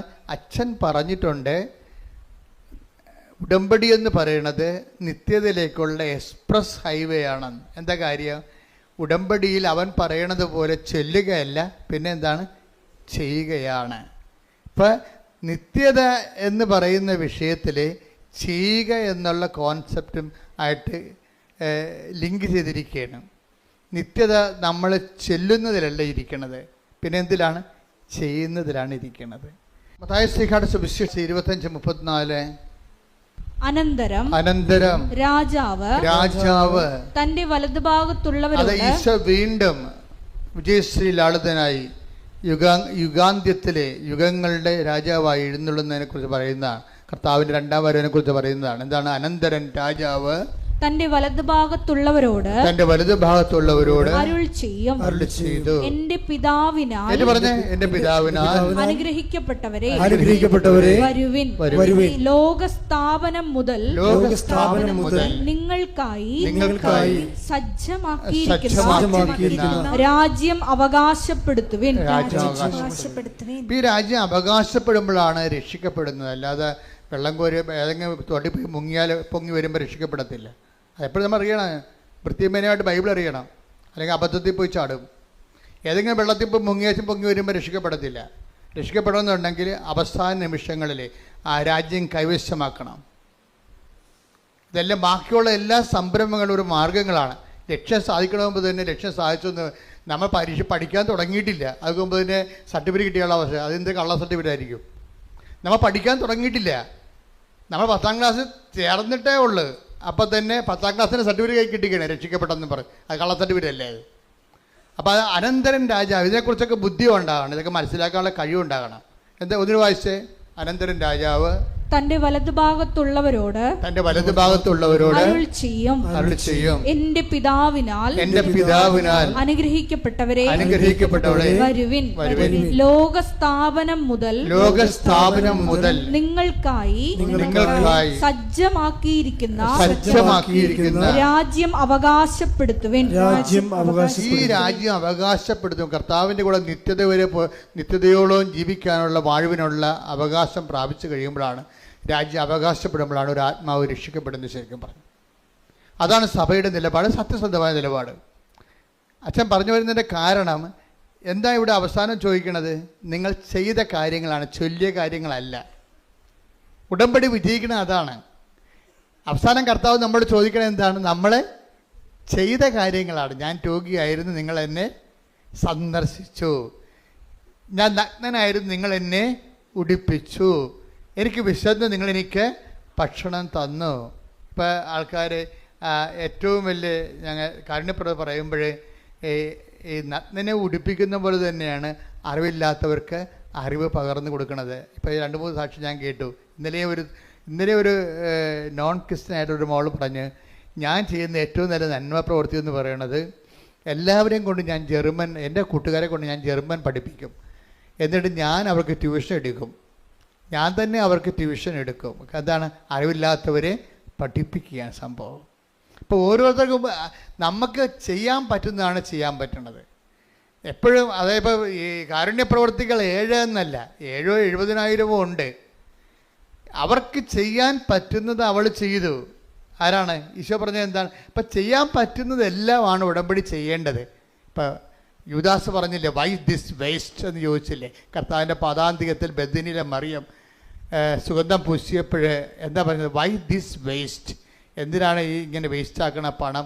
പാവത്തിന് കൊടുക്കാൻ പാടില്ല എന്ന് ചോദിക്കുമ്പോൾ കർത്താവിൻ്റെ ഉത്തരവ് എന്താണ്? അവൾക്ക് ചെയ്യാൻ. Take the word of God. മർക്കോസ് 14:8. ഇവൾക്ക് സാധിക്കുന്നത് ഇവൾ ചെയ്തു. എന്റെ സംസ്കാരത്തിന് വേണ്ടി ഇവൾ എന്റെ ശരീരം മുൻകൂട്ടി തൈലം പൂശുകയാണ് ചെയ്തത്. അപ്പൊ ഈശോ അഡ്മിറ്റ് ചെയ്തിരിക്കുന്നത് 7 കാരുണ്യ പ്രവൃത്തികളല്ല. എന്താണ്? ഓരോരുത്തർക്കും ഇവിടെ 700 കോടി മനുഷ്യരുണ്ടെങ്കിൽ 700 കോടി മനുഷ്യർക്കുള്ള 700 കോടി സാധ്യതകളുണ്ട്. നിങ്ങൾക്ക് ചെയ്യാം. ഇപ്പോൾ ആ മാളെന്ത് ചെയ്യുന്നതിനെ പറഞ്ഞ അശ്വതി എന്താ പറഞ്ഞത്? എനിക്ക് ജർമ്മൻ പഠിപ്പിക്കുന്നതാണ് എൻ്റെ ഒരു സാധ്യത. അതുകൊണ്ട് ഞാൻ എൻ്റെ കൂട്ടുകാരെ വിളിച്ചിരുത്തിയിട്ട് അവർക്ക് ജർമ്മൻ B1 പഠിപ്പിച്ചു കൊടുക്കും. നമ്മൾ B2 പാസ്സായതാണ്. അപ്പോൾ അതുകൊണ്ട് B1 പഠിപ്പിച്ചു കൊടുക്കും. ഉടമ്പടിയിൽ എന്തുമാത്രം നന്മ പ്രവർത്തികളാണ് നടക്കുന്നത്. കഴിഞ്ഞ ദിവസങ്ങളിലേ ജുബിൻ എന്നും പറഞ്ഞ ഒരു സാക്ഷിയുണ്ട്. എൻജിനീയറിംഗ് സ്റ്റുഡൻ്റാണ്. 4 സപ്ലി ഉണ്ടായിരുന്നു കക്ഷിക്ക് ഉടമ്പടി എടുക്കുമ്പോൾ. അപ്പോൾ ഉടമ്പടി എടുത്തു കഴിഞ്ഞപ്പോൾ പുള്ളി അത് 7 സപ്ലി ആയിട്ട് കൂടി. അപ്പോൾ ജുബിൻ പറഞ്ഞേ, അത് ഞാൻ മൈൻഡ് ചെയ്യില്ല. എന്താണ്? ഇപ്പം മാതാവിൻ്റെ കൂടെ ഉണ്ടല്ലോ. അപ്പോൾ ഉടമ്പടി എടുക്കുമ്പോൾ ഒരാളിനോടാണ് ചിലപ്പോൾ ഫസ്റ്റിൽ വണ്ടി ഒന്ന് അല്പം പുറകോട്ട് പോകും. മനസ്സിലായില്ലേ? എപ്പോഴും ശ്രദ്ധിച്ചേക്കണം. പക്ഷെ അത് നല്ല ജ്ഞാനമുള്ളത് കാരണം ഇവന് നല്ലൊരു ജ്ഞാനമുണ്ട്. അവൻ്റെ പഠിപ്പിനത്തെ ജ്ഞാനമുണ്ട്. അതുകൊണ്ട് എനിക്ക് കുഴപ്പമില്ല. അമ്മ ഉണ്ടല്ലോ കൂടെ. ഇപ്പം സപ്ലി കൂടിയേ, 3 സപ്ലി കൂടി. പരീക്ഷ അരിയർ വന്ന് കൊടിച്ചിക വന്ന് തോറ്റു. 7 നേരത്തെ 4 തോറ്റുള്ളൂ, ഇപ്പോൾ 7 തോറ്റു. പക്ഷെ അതുകൊണ്ട് അവന് പ്രശ്നമില്ല. പല ആൾക്കാർക്കും പ്രശ്നം ഇതാണ്, അയ്യോ ഞാൻ ഉടമ്പടി എടുത്തല്ലോ, എന്നിട്ടിപ്പോൾ മുമ്പത്തൊക്കെ കടമായല്ല, മുമ്പത്തൊക്കെ പ്രശ്നമായല്ല എന്നല്ല. അങ്ങനെയല്ല. ഉടമ്പടി എടുത്തപ്പോൾ എന്താ ഉള്ളത്? അവൻ പറഞ്ഞ കറക്റ്റാണ് കാര്യം. ഇപ്പോൾ അമ്മ എൻ്റെ കൂടെ ഉണ്ടല്ലോ ഒന്ന്. അപ്പം ദൈവം എപ്പോഴും ശ്രദ്ധിക്കേണ്ടത് ഉടമ്പടിയുടെ ബേസിക്കായിട്ടുള്ള സംഭവം എന്താണ്? പ്രസൻസ് തന്നെയാണ്, ഒരു സംശയമില്ല. ഉടമ്പടിയുടെ ബേസിക്ക് ഇത് നമ്മൾ ഒറ്റയില്ല. കാര്യം മനുഷ്യൻ്റെ വിഷയം ആദ്യകാലം പോലെ അങ്ങനെയല്ലേ? ആദ്യകാലം പോലെ ഇപ്പം പുരുഷനെ സൃഷ്ടിച്ചപ്പോൾ ദൈവം എന്താ പറയണത്? മനുഷ്യന് ഏകനായിരിക്കണത് അതൊരു നല്ല കാര്യമല്ലേ? കാര്യം ചിലപ്പോൾ അവന് നിരാശ കൊണ്ട് തന്നെ ചിലപ്പോൾ ആത്മഹത്യ ചെയ്ത് വരും. കാര്യം മനുഷ്യൻ്റെ ഒരു വിഷയം മനുഷ്യൻ്റെ ഒരു ക്രീച്ചർ ലെവലിൽ അങ്ങനെ ഏകസ്ഥമായിട്ട് അങ്ങനെ തുടരാൻ പാടാണ്. അതിനെന്ത് ചെയ്യും? അതിന് മനുഷ്യൻ 2 കാര്യം ചെയ്യും. ചില ആൾക്കാർ ചേർന്ന ഇണയെ മനുഷ്യമായിട്ട് തന്നെ കണ്ടെത്തും. ഭൂരിപക്ഷം പേര് അങ്ങനെ ചെയ്യും. ഞങ്ങളെപ്പോഴുള്ളവർ ദൈവസേവ ശുശ്രൂഷയായിട്ട് ദൈവസാന്നിധ്യം കണ്ടെത്തും. പക്ഷെ നിങ്ങൾക്കറിയാം, ഞങ്ങൾ ജയിക്കണ പാടിൽ നിങ്ങൾ ചിലപ്പോൾ തോറ്റു പോകണമെന്നല്ല ഞാൻ പറയണത്. അതായത് നിങ്ങളെ ഒരു ഇണയെ തിരഞ്ഞെടുത്തെന്ന് വിചാരിച്ചോ, ഈ ഇണയെ തിരഞ്ഞെടുത്തെന്ന് വിചാരിച്ചാലും ശരി, ഇണ ഉണ്ടെങ്കിലും ചില സമയത്ത് ഇണയില്ലാത്ത പോലെ നമുക്ക് ഫീൽ ചെയ്യും. ദൈവികതയിൽ അതില്ല. ഒരിക്കൽ തിരഞ്ഞെടുത്ത് കഴിഞ്ഞാൽ എന്നും കുന്നും നമുക്ക് ബോധം ഉണ്ടെങ്കിൽ നമുക്കിതിനെക്കുറിച്ച് സത്യസന്ധമായിട്ടാണ് നമ്മൾ ജീവിതം കമ്മിറ്റ് ചെയ്തിരിക്കണമെന്നുണ്ടെങ്കിൽ ഈ സാന്നിധ്യത്തിന് ഗ്യാരണ്ടീഡാണ്. പക്ഷെ വിവാഹത്തിലുള്ള സാന്നിധ്യം ഗ്യാരണ്ടീഡ് അല്ല. ശരിക്കും പറഞ്ഞാൽ അതുകൊണ്ട് നല്ല ശരിക്ക് റിസ്ക് ഇല്ലെങ്കിൽ വിവാഹ ജീവിതം ആധ്യാത്മിക ജീവിതത്തെക്കാൾ പാടായിട്ട് വരും. ഇപ്പം ഇന്നലെ ഒരു ചേച്ചി എന്നോട് പറഞ്ഞ്, അച്ഛാ എൻ്റെ ജീവിത പങ്കാളി മറ്റ് സ്ത്രീകളുമായിട്ട് ബന്ധമുണ്ട്, അവിശ്വസ്തതയാണെന്ന് പറഞ്ഞു. അതാണ് അവർ ഉദ്ദേശിക്കുന്നത്. ജീവിത പങ്കാളി കല്യാണം കഴിച്ചതാണ്, അപ്പോൾ എന്നാലും മറ്റ്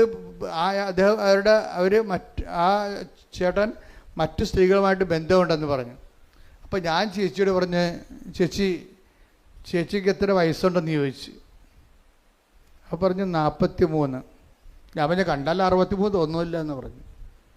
അതെന്താ കാര്യം, എന്താ അങ്ങനെ പറഞ്ഞത്? ശരിയാണ്. ഞാൻ പോയി ഒന്നുമില്ലെങ്കിൽ നിങ്ങൾ പോയി ഡൈയെങ്കിലും ചെയ്യാൻ പറഞ്ഞു.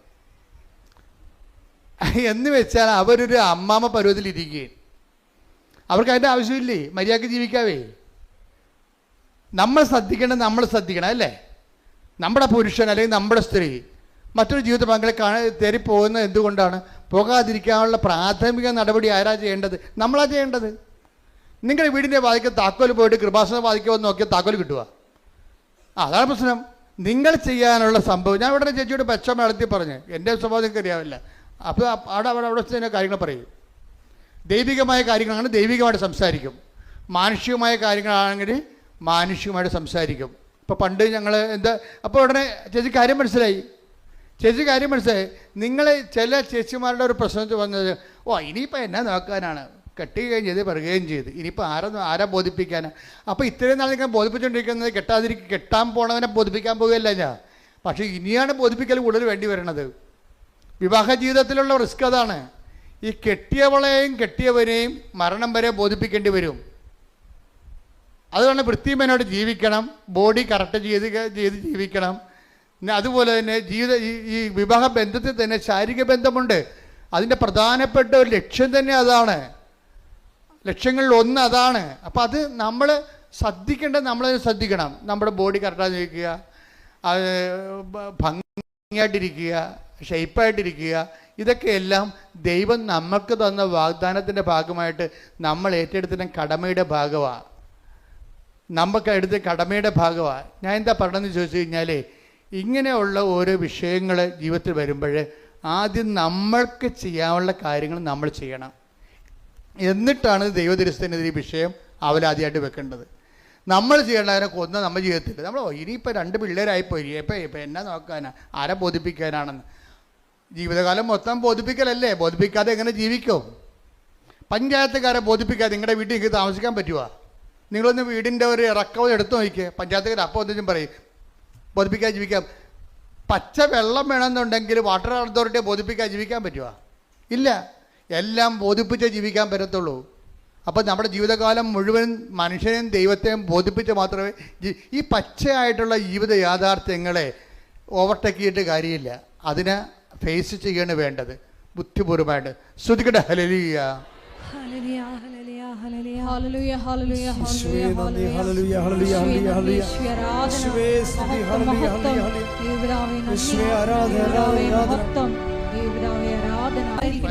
പരമദിവ്യകാരുണ്യത്തിന് നേരവും ആരാധനയും സ്തുതിയും പുകഴ്ചയും ഉണ്ടായിരിക്കട്ടെ. അപ്പോൾ എന്താ പ്രശ്നം വെച്ച് കഴിഞ്ഞാൽ, ഈ ആധ്യാത്മികത നേരത്തെ പറഞ്ഞ പോലെ തന്നെ ഈ ചില മനുഷ്യർ ആധ്യാത്മികത സ്വീകരിക്കാൻ ഇത്തിരി താമസിക്കും. അപ്പം അവരോട് നിങ്ങൾ ഓർക്കും, ജോസഫ് എന്താ ഇങ്ങനെ ജഡികമായിട്ട് സംസാരിക്കണമെന്ന് ചോദിക്കും. ചിലങ്ങനെ മനസ്സിൽ വിചാരിക്കുമെന്നുണ്ടാകും, ഇങ്ങനെയാണോ ഇതിൻ്റെ ഉത്തരം? ഇതിങ്ങനെ തന്നെയാണ് ഇതിൻ്റെ ഉത്തരം. എന്താ പ്രശ്നം വെച്ച് കഴിഞ്ഞാൽ, മനുഷ്യന്മാർ പലരും ഈ ക്രിസ്തുവിനെ സ്വീകരിക്കുന്നതിൻ്റെ കാര്യത്തിൽ ഡിഗ്രീസ് ഓഫ് വേരിയേഷൻസ് ഒത്തിരി ഉണ്ട്. എല്ലാവരും ഒരേ രീതിയിലല്ല. ഇപ്പം നല്ലവണ്ണം ക്രിസ്തുവിനെ സ്വീകരിച്ചവരാണെങ്കിൽ അവർക്ക് പിന്നെ ഈ പ്രശ്നമില്ലല്ലോ, അവർ വേറെ ജീവിത പങ്കാളിത്തർക്ക് പോകത്തില്ലല്ലോ, ഇല്ലേ? നല്ലവണ്ണം ക്രിസ്തുവിനെ സ്വീകരിച്ചവരാണെങ്കിൽ പോകത്തില്ല. ക്രിസ്തുവിനെ സ്വീകരിക്കാത്ത ഭർത്താക്കന്മാരില്ലേ, ഭാര്യമാരില്ലേ? ഉണ്ടല്ലോ. അതായത് ഇപ്പം വചനം എടുത്ത് 1 കൊറിന്ത്യൻസ് 2:14 എടുത്ത് ശ്രുതിക്കട്ടെ. ഹല്ലേലൂയ, ഹല്ലേലൂയ, ഹല്ലേലൂയ, ഹല്ലേലൂയ. യേശുവേ നന്ദി, യേശുവേ സ്തുതി, ഹല്ലേലൂയ. യേശുവേ ആരാധന ആരാധന ആരാധന. 1 കൊരിന്തോസ് 2:14. 1 കൊരിന്തോസ് 2:14. ലൗകിക മനുഷ്യന് അതേ കിടക്കണം. എന്താണ് സംഭവം? ലൗകിക ഒന്ന് പറഞ്ഞേ. ലൗകിക മനുഷ്യന് ലൗകിക മനുഷ്യനെ ദൈവാത്മാവിന്റെ ദാനങ്ങൾ ദൈവാത്മാവിന്റെ ദാനങ്ങൾ ഭോഷത്വമാകയാൽ വേറെ ചെടുത്തിമാരെ തിരക്കി പോണ ആ മനുഷ്യനോട് ഉടമ്പടിയെ കുറിച്ച് പറഞ്ഞ ഏക്കുക. എന്താ? അയാൾ ലൗകിക മനുഷ്യനാണ്. അയാൾ ലൗകിക മനുഷ്യനാണ്. അയാൾ ചിലപ്പോൾ കത്തോലിക്കനാകാം, പക്ഷേ അയാൾ ലൗകിക മനുഷ്യനാണ്. കാര്യം എന്താണ്? യഥാർത്ഥ ക്രിസ്ത്യാനി ജീവിത പങ്കാളിയെ വഞ്ചിക്കത്തില്ല. ഉറപ്പല്ലേ? ഉറപ്പല്ലേ? പിന്നെ പക്ഷെ അവൻ ക്രിസ്തുവിനെ സ്വീകരിക്കാൻ ആകണം. ക്രിസ്തുവിനെ സ്വീകരിച്ച ആളെ. അതുകൊണ്ടാണ് പറയുന്നത്. എന്ത് വായിച്ച് ലൗകിക മനുഷ്യന് ദൈവാത്മാവിന്റെ 1 കൊരിന്തോസ് 2:14 ഏറ്റു പറഞ്ഞ് ലൗകിക മനുഷ്യന് ദൈവാത്മാവിന്റെ ദാനങ്ങൾ ഭോഷത്വമാകയാൽ അവൻ അത് സ്വീകരിക്കുന്നില്ല. ഈ ദാനങ്ങൾ ആത്മീയമായി വിവേചിക്കപ്പെടേണ്ടവയാകയാൽ അവ ഗ്രഹിക്കാനും അവന് സാധിക്കുന്നില്ല. അപ്പൊ ഈ സീറോ ആയിട്ടുള്ള വിശ്വാസത്തെ ഉള്ള ആൾക്കാരെ ഉടമ്പടിയിലൂടെ പതുക്കെ കാര്യം ഇന്ന് സീറോ ഫെയ്ത്തിലിരിക്കുന്ന ആൾക്കാരെ പെട്ടെന്ന് ഉടമ്പടിയിൽ ഇപ്പം നമുക്കറിയാമല്ലോ. ഇപ്പം 8ാം ക്ലാസ് വെച്ച് 6ാം ക്ലാസ് വെച്ച് പഠനം നിർത്തിയെന്ന് വിചാരിച്ചോ? ഇല്ലേ? അവർക്ക് 10ാം ക്ലാസ് അവരുടെ വയസ്സ് കഴിഞ്ഞിട്ടുണ്ടെങ്കിൽ 10-32 വയസ്സായിട്ടുണ്ടെങ്കിൽ ഗവൺമെൻറ് അവർക്കൊരു പ്രൊവിഷൻ കൊടുക്കും. എന്താണ്? 10ാം ക്ലാസ് നിങ്ങൾക്ക് എഴുതാവുന്ന. ഇപ്പോൾ ഉണ്ടായിരുന്നല്ലേ? അങ്ങനെ ഉണ്ടൊരു നിയമം അല്ലേ? ഇതുപോലെ തന്നെയാണ് BAയും MAയും ഒക്കെ. അവന് +2 പണ്ട് പാസ്സായതാണ്. പിന്നെ കുറേ കാലത്ത് ഗ്യാപ്പ് വന്നു പോയി. ഇപ്പോൾ വയസ്സ് കയറുകയാണെങ്കിൽ ഗവൺമെൻറ് അവർക്ക് MA എഴുതാനുള്ള അനുവാദം കൊടുക്കും. ഉടമ്പടി ഇതാണ് സംഭവം. ഉടമ്പടി ചെയ്യണത് ഇതാണ്. എന്താ കാര്യം? നിങ്ങൾക്ക് ഫെയ്ത്തിനൊപ്പം ക്രൊണോളജിക്കൽ ഇയർ നിങ്ങളുടെ വയസ്സിനൊപ്പം നിങ്ങളുടെ ഫെയ്ത്ത് ഇയർ വളരുന്നില്ലെന്ന് വിചാരിച്ചോ? നിങ്ങളുടെ വയസ്സിനൊപ്പം ഇപ്പം നിങ്ങൾക്ക് 40 വയസ്സുണ്ട്. പക്ഷെ 40 വയസ്സുണ്ടെങ്കിലും പണ്ടത്തെ കർത്താവിൻ്റെ മാലാഖയും കലാപരിപാടിയൊക്കെ കയ്യിലുള്ളു. മനസ്സിലായില്ലേ? എന്ന് വെച്ചാൽ 8 വയസ്സിൻ്റെ ആധ്യാത്മിക വളർച്ചയേ ഉള്ളൂ. വയസ്സ് 40-40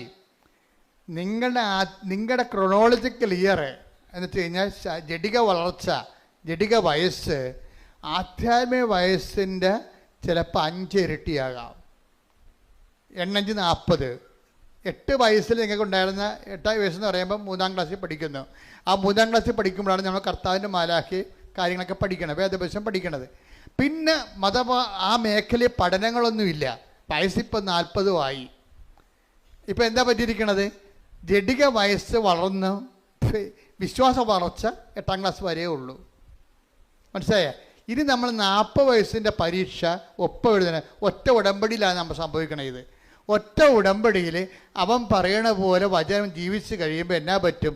2 ദിവസത്തിനുള്ളിൽ തന്നെ ഇവന് വിശ്വാസ വളർച്ച 40 വയസ്സ് വരെ എത്തും. ശ്രുതികട ഹല്ലേലൂയ. ഹല്ലേലൂയ ഹല്ലേലൂയ ഹല്ലേലൂയ ഹല്ലേലൂയ. യേശുവേ ആരാധന. ഹല്ലേലൂയ ഹല്ലേലൂയ ഹല്ലേലൂയ. യേശുവേ ഞങ്ങളുടെ ക്രോണോളജിയോടൊപ്പം തന്നെ വളരുവാൻ കൂടുതൽ വളരുവാൻ ആരാധനകളോട് ഞങ്ങൾ അഭിഷേകിക്കുന്നു. അതായത് ഈ ഉടമ്പടിയുടെ ഏറ്റവും വലിയ ശക്തി എന്ന് പറയുന്നത് ഇത് എത്ര ആധ്യാത്മികമായിട്ട് തോറ്റ് തുന്നമ്പാടി കിടക്കുന്നവനെയും അത് വൃത്തിമെനയായിട്ട് ഉടമ്പടിയിലേക്ക് അവന് അത് പ്രയോഗത്തിൽ കൊണ്ടുവരുമ്പോൾ പെട്ടെന്ന് ഇവൻ്റെ ഫെയ്ത്ത് ഇയർ അവൻ്റെ വയസ്സിനേക്കാൾ കൂടുതലാകും. നമുക്കറിയാമല്ലോ, എപ്പോഴും ഇപ്പം നമ്മളൊരു ലെൻസ് ഒരു തീപ്പെട്ടിക്കൊള്ളി എടുത്ത് വെച്ചു. അപ്പോൾ നമ്മൾ എന്നിട്ടൊരു ലെൻസ് എടുത്തിട്ട് സൂര്യന് നേരെ പിടിച്ചു. അപ്പോൾ ലെൻസ് പിടിക്കുമ്പോൾ തന്നെ തീപ്പെട്ടിക്കൊള്ളി കത്തത്തില്ല അല്ലേ? ആ ലെൻസിൻ്റെ സൂര്യപ്രകാശം ഫോക്കസ് ചെയ്തിട്ട് ആ മരുന്നിലേക്ക് ഒരു കുറച്ച് നേരം അങ്ങനെ ഫോക്കസ് ചെയ്യുമ്പോൾ തീപ്പെട്ടിക്കൊള്ളിയുടെ മരുന്ന് വശം പുകഞ്ഞ് കത്തും.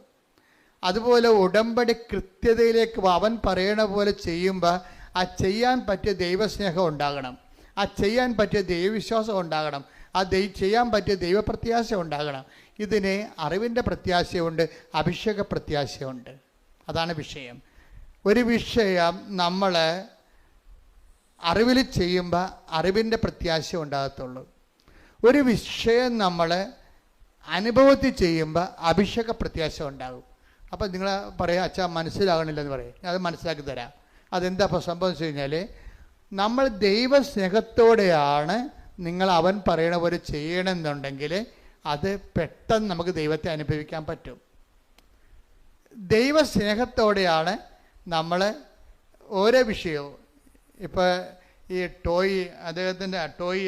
പ്രൊഫസർ ടോയ് തോമസ്, വൈഫിൻ്റെ അസുഖം അറിയാമല്ലോ. വൈഫിൻ്റെ ചെറിയ അസുഖമൊന്നുമല്ല.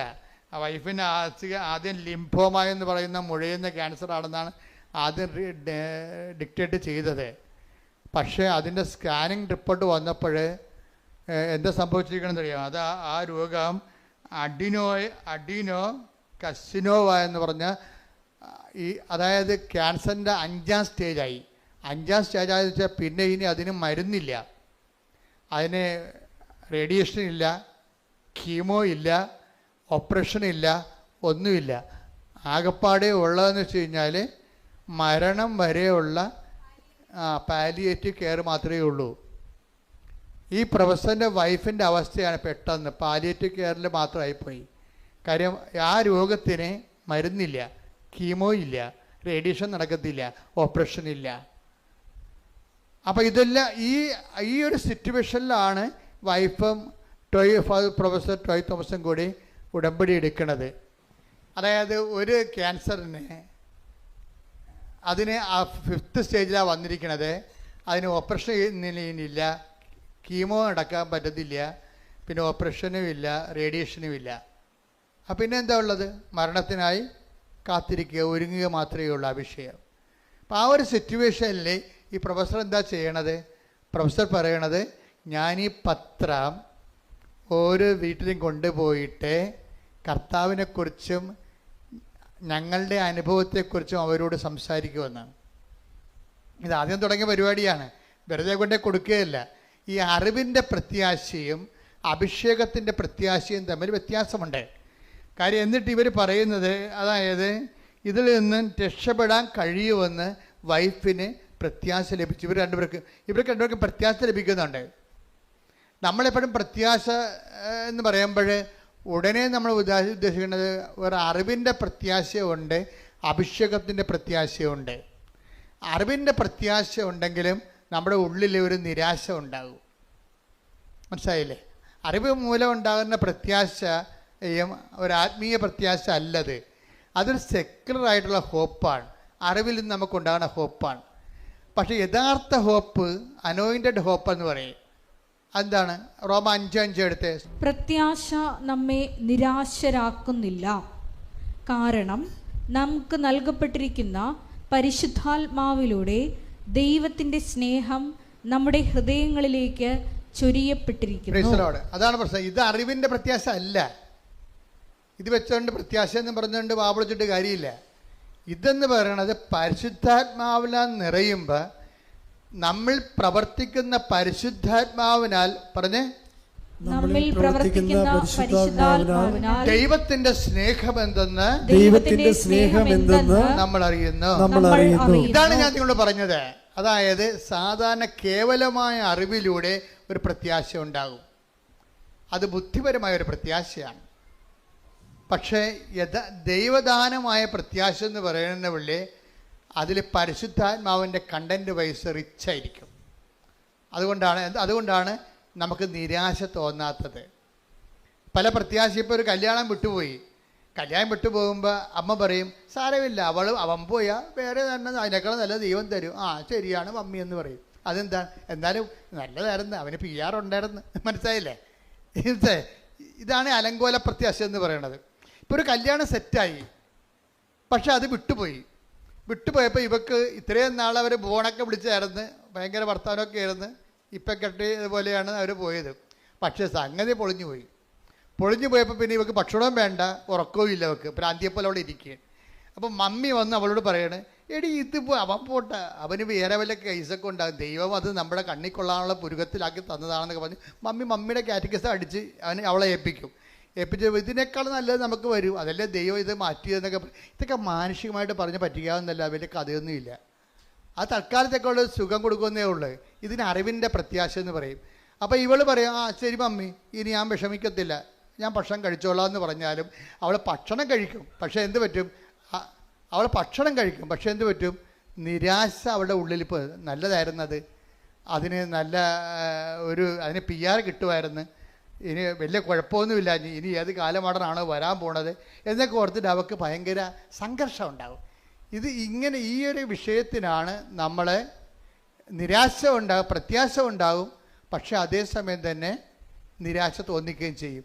ഇവിടെ പരിശുദ്ധാത്മാവിന് പ്രത്യേകിച്ച് റോളൊന്നുമില്ല. അപ്പുറത്തെ കാര്യം എന്താണ്, ഇപ്പം ഇവർ ഈ മമ്മി പറഞ്ഞിട്ടുണ്ടായിരിക്കുന്ന പ്രത്യാശ മാനുഷികമായ അറിവിൻ്റെ പ്രത്യാശയാണ്. പക്ഷെ നമുക്ക് വേണ്ടത് എന്താണ്? അഭിഷേകത്തിൻ്റെ പ്രത്യാശയാണ്. അഭിഷേകത്തിൻ്റെ പ്രത്യാശ എങ്ങനെയാണ് വരണത്? ദൈവസ്നേഹത്തിൽ നിന്നാണ് ഉണ്ടാകണത്.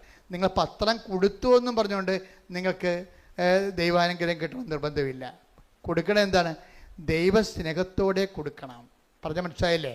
കാര്യം ഇതിൻ്റെ എല്ലാം എപ്പോഴും നമ്മൾ ശ്രദ്ധിക്കേണ്ടത്, ഉടമ്പടിയുടെ ഓരോ കാര്യവും ശ്രദ്ധിക്കേണ്ടത് നിങ്ങൾ ചെയ്യുന്ന, ഇപ്പോൾ രോഗികളെ നിങ്ങളെ പോയി കാണുന്നു അല്ലേ, രോഗികളെ പോയി കാണുന്നു, അതുപോലെ തന്നെ നിങ്ങൾ വസ്ത്രമില്ലാത്തവർക്ക് വസ്ത്രം കൊടുക്കുന്നു, അതുപോലെ തന്നെ നിങ്ങൾ പൈസ ഇല്ലാത്തവർക്ക് പൈസ കൊടുക്കുന്നു. ഇതൊക്കെ നിങ്ങൾക്ക് സാങ്കേതികമായിട്ടൊക്കെ ചെയ്യാൻ പറ്റും, ആരും ചെയ്യണതാണിത്. പക്ഷേ അതല്ല പ്രശ്നം. ഉടമ്പടിയിൽ അത് ചെയ്യുമ്പോൾ അത് ദൈവികമാകണമെന്നുണ്ടെങ്കിൽ ദൈവസ്നേഹത്തിലൂടെ ചെയ്യാൻ പറ്റത്തുള്ളൂ.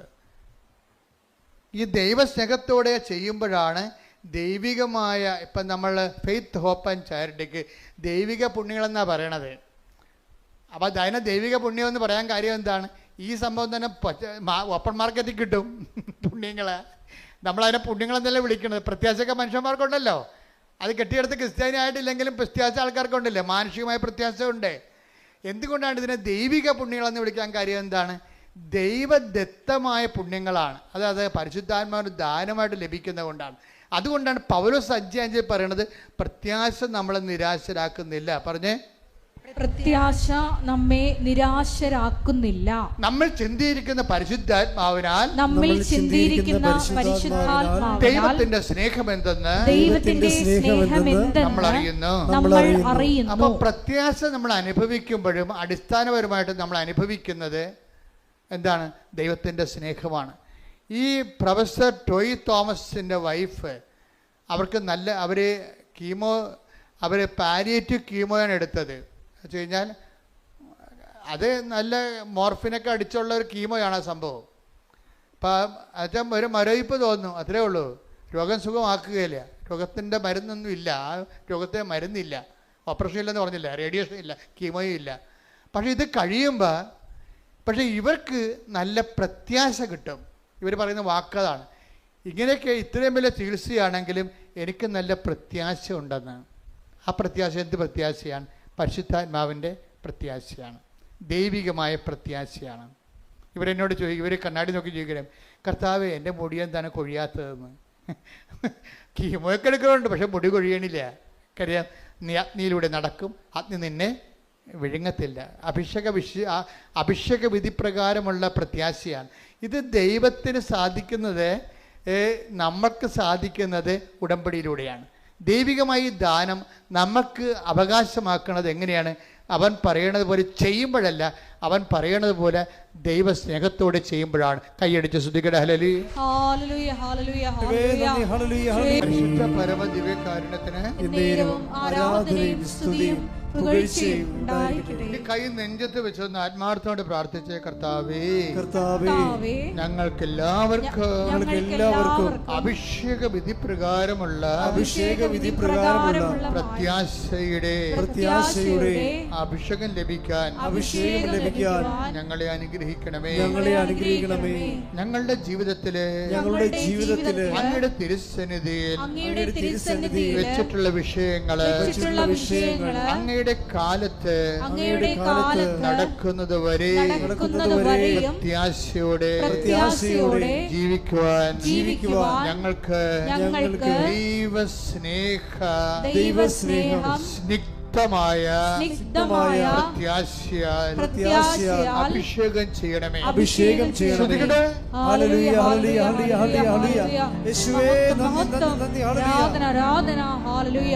നമ്മൾ ശ്രദ്ധിക്കേണ്ട കാര്യം, ഉടമ്പടിയെ ഇങ്ങനെ ഒക്കുമെങ്കിലും ഒക്കട്ടെ, നമുക്ക് ചെയ്ത് നോക്കാം. നിങ്ങൾ അങ്ങനെ ഒരു അംബിഗസ് ഹൈപ്പോത്തറ്റിക്കലായിട്ട് ഒരു സാങ്കല്പികമായിട്ട് ചെയ്യുമ്പോഴാണ് നിങ്ങൾ ശരിക്കും ഉടമ്പടി എടുത്ത് പണി മേടിക്കുന്നത്. കാര്യം എന്താണ്? നിങ്ങൾ ദൈവത്തെ പരീക്ഷിക്കുകയാണ്. ചില ആൾക്കാരെന്ത് ചെയ്യും? അവർ ഉടമ്പടിയെക്കുറിച്ച് നല്ലവണ്ണം പഠിക്കും. ആദ്യം സാക്ഷ്യങ്ങളെല്ലാം കേട്ട് മനസ്സിൽ ഉറപ്പാക്കും. എന്നിട്ടെന്താ? ഒറ്റ ചെയ്താണ്. അവർ ഒറ്റ ചെയ്താണ്. ഉടമ്പടിക്ക് മുമ്പ് തന്നെ അവരിവിടെ വരുന്ന മുമ്പ് തന്നെ അവർ പോയി കുമ്പസാരിക്കും. അവർ ഇന്നലെ കേട്ട സാക്ഷ്യം എന്താണ്? ഞാൻ ഉടമ്പടിക്ക് മുമ്പ് തന്നെ 1 മാസമേ ഉടമ്പടിക്ക് എന്നെ ഒരുക്കിയെന്ന്. അതാണ് സംഭവം.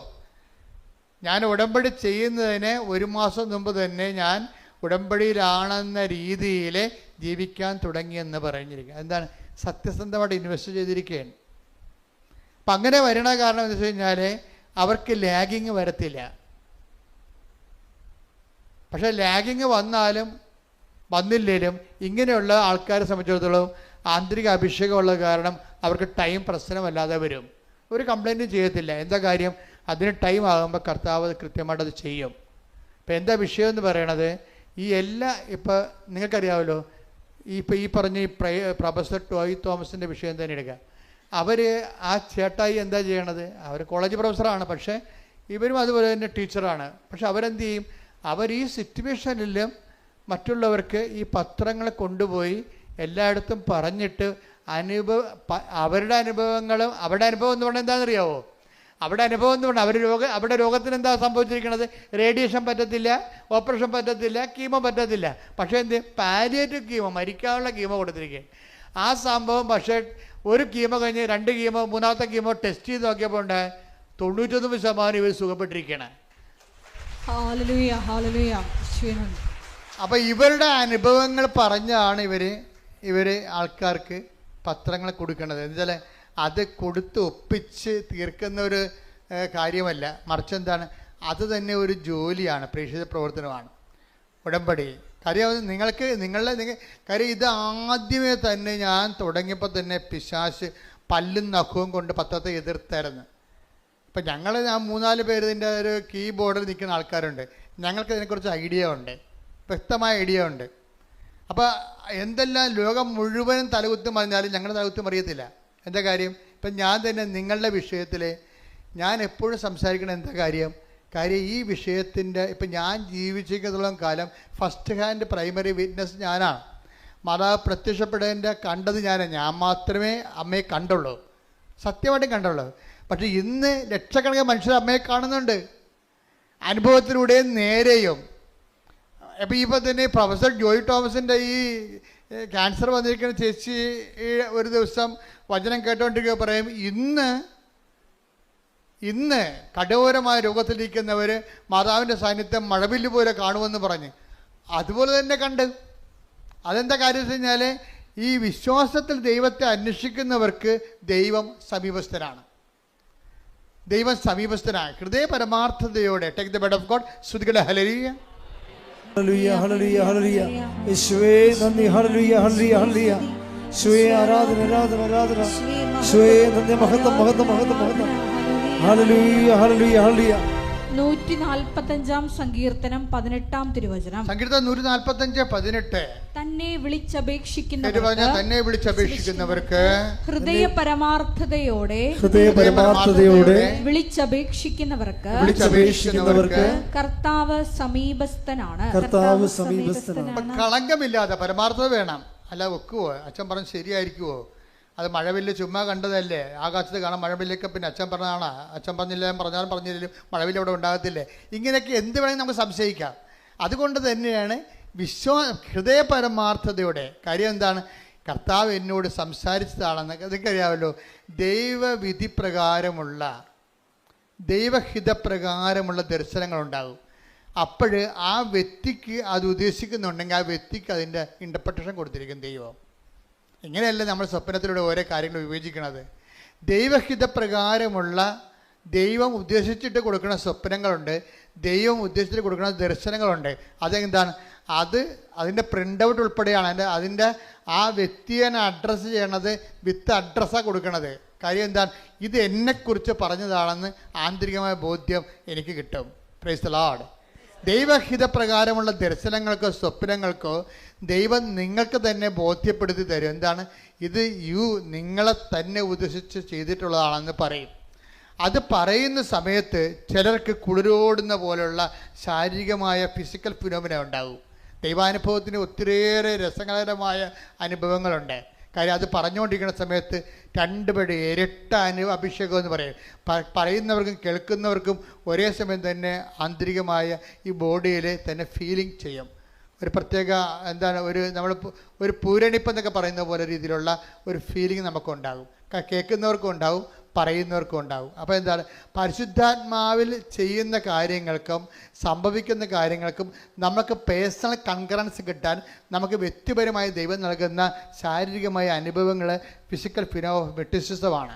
ശരിക്കും പറഞ്ഞാൽ ഇങ്ങനെയുള്ള ഒരു വിഷയം ദൈവികമായ കാര്യങ്ങളുടെ ശാരീരികമായ പ്രതിഭാസങ്ങൾ അത് ഇന്നത്തെ കാലത്ത് ഉടമ്പടിയുടെ അനുഭവങ്ങളിൽ കൂടിക്കൂടിയാണ് വരണത്.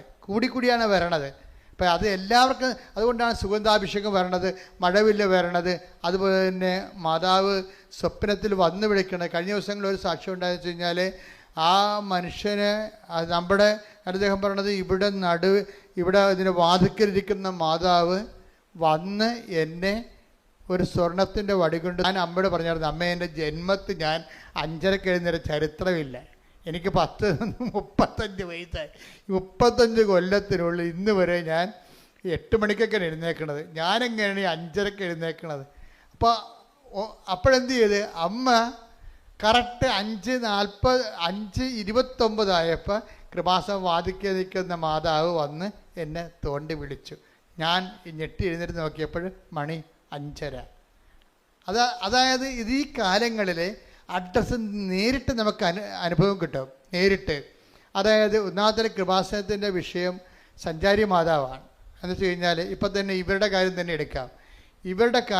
ഇവർക്ക് ഈ ക്യാൻസർ 99% കുറഞ്ഞല്ല, പിന്നെ 1% ഉള്ളു. അപ്പം ആ സന്തോഷ വാർത്ത എന്നെ അറിയിക്കാൻ വേണ്ടി അവരിവിടെ വന്നപ്പോൾ എന്നാ പറ്റിയത്, പ്രൊഫസർ ഇവിടെ വന്നപ്പോൾ ഓഫീസിൽ നിന്ന് പറഞ്ഞ്, നിങ്ങൾ കഴിഞ്ഞ ആഴ്ച കണ്ടതല്ലേ അച്ഛനെ, കണ്ടിട്ട് പോയപ്പോഴല്ലേ ഇത്രയും കുറഞ്ഞിരിക്കണത്, ഇനിയിപ്പം നിങ്ങൾക്ക് 90 ദിവസം കഴിഞ്ഞ് കാണാൻ പറ്റത്തുള്ളൂ. കാര്യം ഒത്തിരി പേര് കാണാനുണ്ട്, ഒരു പ്രാവശ്യം പോലും കാണാത്തവരുണ്ടല്ലോ. അപ്പം പ്രൊഫസറിന് അത് കാര്യം മനസ്സിലായപ്പോൾ പ്രൊഫസർ സങ്കടത്തോടെയാണെങ്കിൽ തിരിച്ചുപോയി. പിറ്റേ ദിവസമുണ്ട് ഞാൻ പ്രൊഫസറിൻ്റെ വീടിൻ്റെ വാതിക്കൽ നിൽക്കണം. അല്ല, എനിക്കറിയാൻ പാടില്ല, ഞാൻ ചേന്നമംഗലത്ത് പോയ ആളാണ്.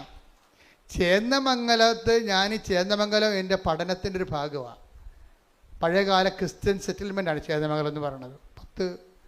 1800 കൊല്ലം പഴക്കമുള്ള സെറ്റിൽമെൻറ്റാണ്. അപ്പോൾ അതിനെക്കുറിച്ചുള്ള പഠനങ്ങളൊക്കെയുണ്ട്. ഞാൻ ഒരു പുസ്തകം എഴുതുന്നുണ്ട്. ആ പുസ്തകത്തിൻ്റെ ആവശ്യത്തിന് വേണ്ടി ഞാൻ ചേന്നമംഗലത്ത് യഹൂദ പള്ളി ചെന്ന് ആ പള്ളി ഒത്തിരി ഏടാകൂടങ്ങളിൽ പോയിട്ടാണ് പള്ളി എത്തിയപ്പോൾ പള്ളി അടച്ചിട്ടപ്പോൾ റോഡ് വക്കെ നിന്നിരിക്കുന്ന ഒരാളിനെ വിളി ഞാൻ വിളിച്ചിട്ട് കാറിലേക്ക് വിളിച്ചപ്പോൾ അയ്യോ ജോസഫത്തല്ലേ, എന്താ ഇവിടെ എന്ന് ചോദിച്ചു. ഞങ്ങൾ ഇന്നലെ അച്ഛനെ കാണാമെന്നു. അപ്പോഴെന്ത്, അച്ഛാ ഞങ്ങൾ സാക്ഷ്യം പറയാൻ ഇരിക്കുകയാണ്, 1% കൂടിയേ എനിക്ക് ക്യാൻസർ ഉള്ളൂ, ബാക്കിയെല്ലാം അമ്മ ഏറ്റെടുത്ത്, അച്ഛാ ഒന്ന് പ്രാർത്ഥിക്കാൻ പറഞ്ഞു. അപ്പോൾ എന്താണ്, ഇവിടുന്ന് മടക്കി വിട്ട ആളെ അമ്മ എന്നെ അവിടെ വീട്ടിൽ കൊണ്ട് ആശീർവദിച്ചു. അപ്പോൾ എന്താ പ്രശ്നം വെച്ച് കഴിഞ്ഞാൽ, സഞ്ചാരി മാതാവ് ഇതാണ് സംഭവം. ഇക്കാലങ്ങളിൽ ഉടമ്പടിയുടെ വിഷയം എന്ന് പറയണത് ജീവനോടെ അത് ഞാൻ പറഞ്ഞ ഉടമ്പടി നിങ്ങൾ അതിൻ്റെ ഒഴുക്കത്തുനിന്ന് ഒഴുകിയാൽ മതി. മനസ്സിലായോ? ഉടമ്പടി തടസ്സമില്ലാതെ ഒന്ന് ഒഴുകിയാൽ മതി. അതിൻ്റെ ഫലം സ്വാഭാവികമായിട്ട് ഉണ്ടാകണം. നമുക്ക് റിസ്ക് ഇല്ല. എന്താ കാരണം, ഒരു കാര്യം നടന്നില്ലെങ്കിൽ ദൈവം അത് ഏറ്റെടുത്തിട്ടുണ്ടെങ്കിൽ ദൈവം നേരിട്ട് ആ വിഷയത്തിൽ തീരുമാനം ഉണ്ടാക്കും. അതാണ് ഉടമ്പടി. എന്താ കാര്യം, ഇത് മാതാവിൻ്റെ പ്രത്യക്ഷീകരണത്തിൻ്റെ സ്ഥിരീകരണത്തിൻ്റെ വിഷയമായത് കാരണം നമ്മളെ അനുഗ്രഹിക്കുക, സാക്ഷികളാക്കി മാറ്റുക ആരുടെ ആവശ്യമാണ്? നമ്മുടെ ആവശ്യം പോലെ തന്നെ ദൈവത്തിൻ്റെ ആവശ്യമാണ്. അതുകൊണ്ടാണ് ഇത് സ്പീഡാകുന്നതിൻ്റെ കാര്യം. നിങ്ങൾക്ക് ചിലർക്ക് പറ്റുന്ന അബദ്ധം, നിങ്ങളിങ്ങനെ പൊട്ടം കാണാനെ പോലെ തപ്പിയും തടഞ്ഞു വെക്കുക, എന്തിനൊക്കെ ചെയ്യോ, ഇനി അതെവിടെ കൊടുക്കാനാണ്, രോഗികളെ കാണാനാണ്, ആരെ കാണാനാണ്, നമ്മുടെ താലൂക്കിൽ ഗവൺമെൻറ് ആശുപത്രി ഉണ്ടാ കൊള്ളാം, നല്ല പരിപാടിയെ പോയി. അവിടെ ഇന്ന് വരെ ഒരു ഗവൺമെൻറ് ആശുപത്രി പോയിട്ടില്ല, എല്ലാം പ്രൈവറ്റ് ആശുപത്രിയിലേ പോയിട്ടുള്ളൂ. അപ്പോൾ പാവത്തങ്ങളൊക്കെ ഉള്ള ഗവൺമെൻറ് ആശുപത്രി ആയിരിക്കുമല്ലോ ഉള്ളത്, അവരെയാണല്ലോ പോയി കാണേണ്ടത്. അപ്പോൾ അവരിപ്പോൾ കാണുമ്പോൾ ഇവർക്ക് അറിയത്തില്ല, ഇവരുടെ മനുഷ്യരുള്ള സംസർഗം അതാണ്. നമ്മുടെ താലൂക്കിൽ ഗവൺമെൻറ് ആശുപത്രി ഉണ്ടാകുന്ന പോലും അവർക്ക് അറിയത്തില്ല, അത്രയും ബന്ധമുള്ളു. അങ്ങനെ മനുഷ്യനുമായിട്ട്, സാധാരണ മനുഷ്യനായിട്ട് ഒരു ബന്ധമില്ലാത്തവരെ ഇപ്പോഴെന്ത് ഉടമ്പടി എന്ത് ചെയ്യും? അവരെ തിരക്കിപ്പോകും. തിരക്കിപ്പോകണത് ഉടമ്പടിയുടെ ഒരു നിയോഗം നിറവേറ്റാനല്ല, ശരിക്കും പറഞ്ഞാൽ ദൈവത്തിൻ്റെ സ്നേഹത്തിൽ നിങ്ങൾ വളരാൻ വേണ്ടിയാണ്. Price the Lord. അത് മനസ്സിലായി, അത് ഓർത്തേക്കണം. ഉടമ്പടി അപ്പോൾ നിങ്ങൾ, ഞങ്ങൾ പ്രൈവറ്റ് ആശുപത്രിയിൽ പോയി, ഞങ്ങളത് കണ്ടു, രോഗികൾ കണ്ടു, കുറേ നേരം അവിടെ ഇരുന്ന് സംസാരിച്ചു, അവർക്ക് ഞങ്ങളുടെ കയ്യിലുള്ളതൊക്കെ കൊടുത്തു എന്നൊക്കെ പറഞ്ഞാൽ അതൊന്നും ഉടമ്പടി വർക്ക് ചെയ്യത്തില്ല. നിങ്ങൾ എന്താ കാര്യം നിങ്ങൾ ചെയ്യണ കാര്യങ്ങളെല്ലാം ആരാ? ക്രിസ്തുവിനോടുള്ള സ്നേഹത്തോടെയാണ് ചെയ്യേണ്ടത്. Price the Lord. ഇത് നിങ്ങൾ ചെയ്യുമ്പോഴെല്ലാം കർത്താവിൻ്റെ സ്നേഹത്തിലാണ് അത് ചെയ്യേണ്ടത്. പ്രാർത്ഥിക്കുക. കർത്താവായ ദൈവമേ, ഞങ്ങൾ ചെയ്യുന്ന ഓരോ പ്രേക്ഷിത പ്രവൃത്തികളും അങ്ങയുള്ള സ്നേഹത്താൽ സുവിശേഷത്തിന്റെ സാക്ഷിയായി ചെയ്യുവാൻ ഇടയാക്കണമേ. അപ്പോഴേ ഇതിൻ്റെ വിഷയത്തിൽ നമ്മൾ ചെയ്യും തോറും നമ്മൾക്ക് പരിശുദ്ധാത്മാവിനെ കിട്ടും. നമുക്കിത് ചെയ്യുമ്പോൾ ഈ പരിശുദ്ധാത്മാവിലാണ് നിങ്ങൾ ചെയ്തത്. അത് ഉടമ്പടിയുടെ കാര്യങ്ങൾ നിറവേറ്റാൻ വേണ്ടി, നമ്മുടെ കാര്യം നേടാൻ വേണ്ടി ഉള്ള ഉദ്ദേശത്തിലാണ് ചെയ്തതെന്ന് അറിയാൻ പറ്റും നമുക്ക്.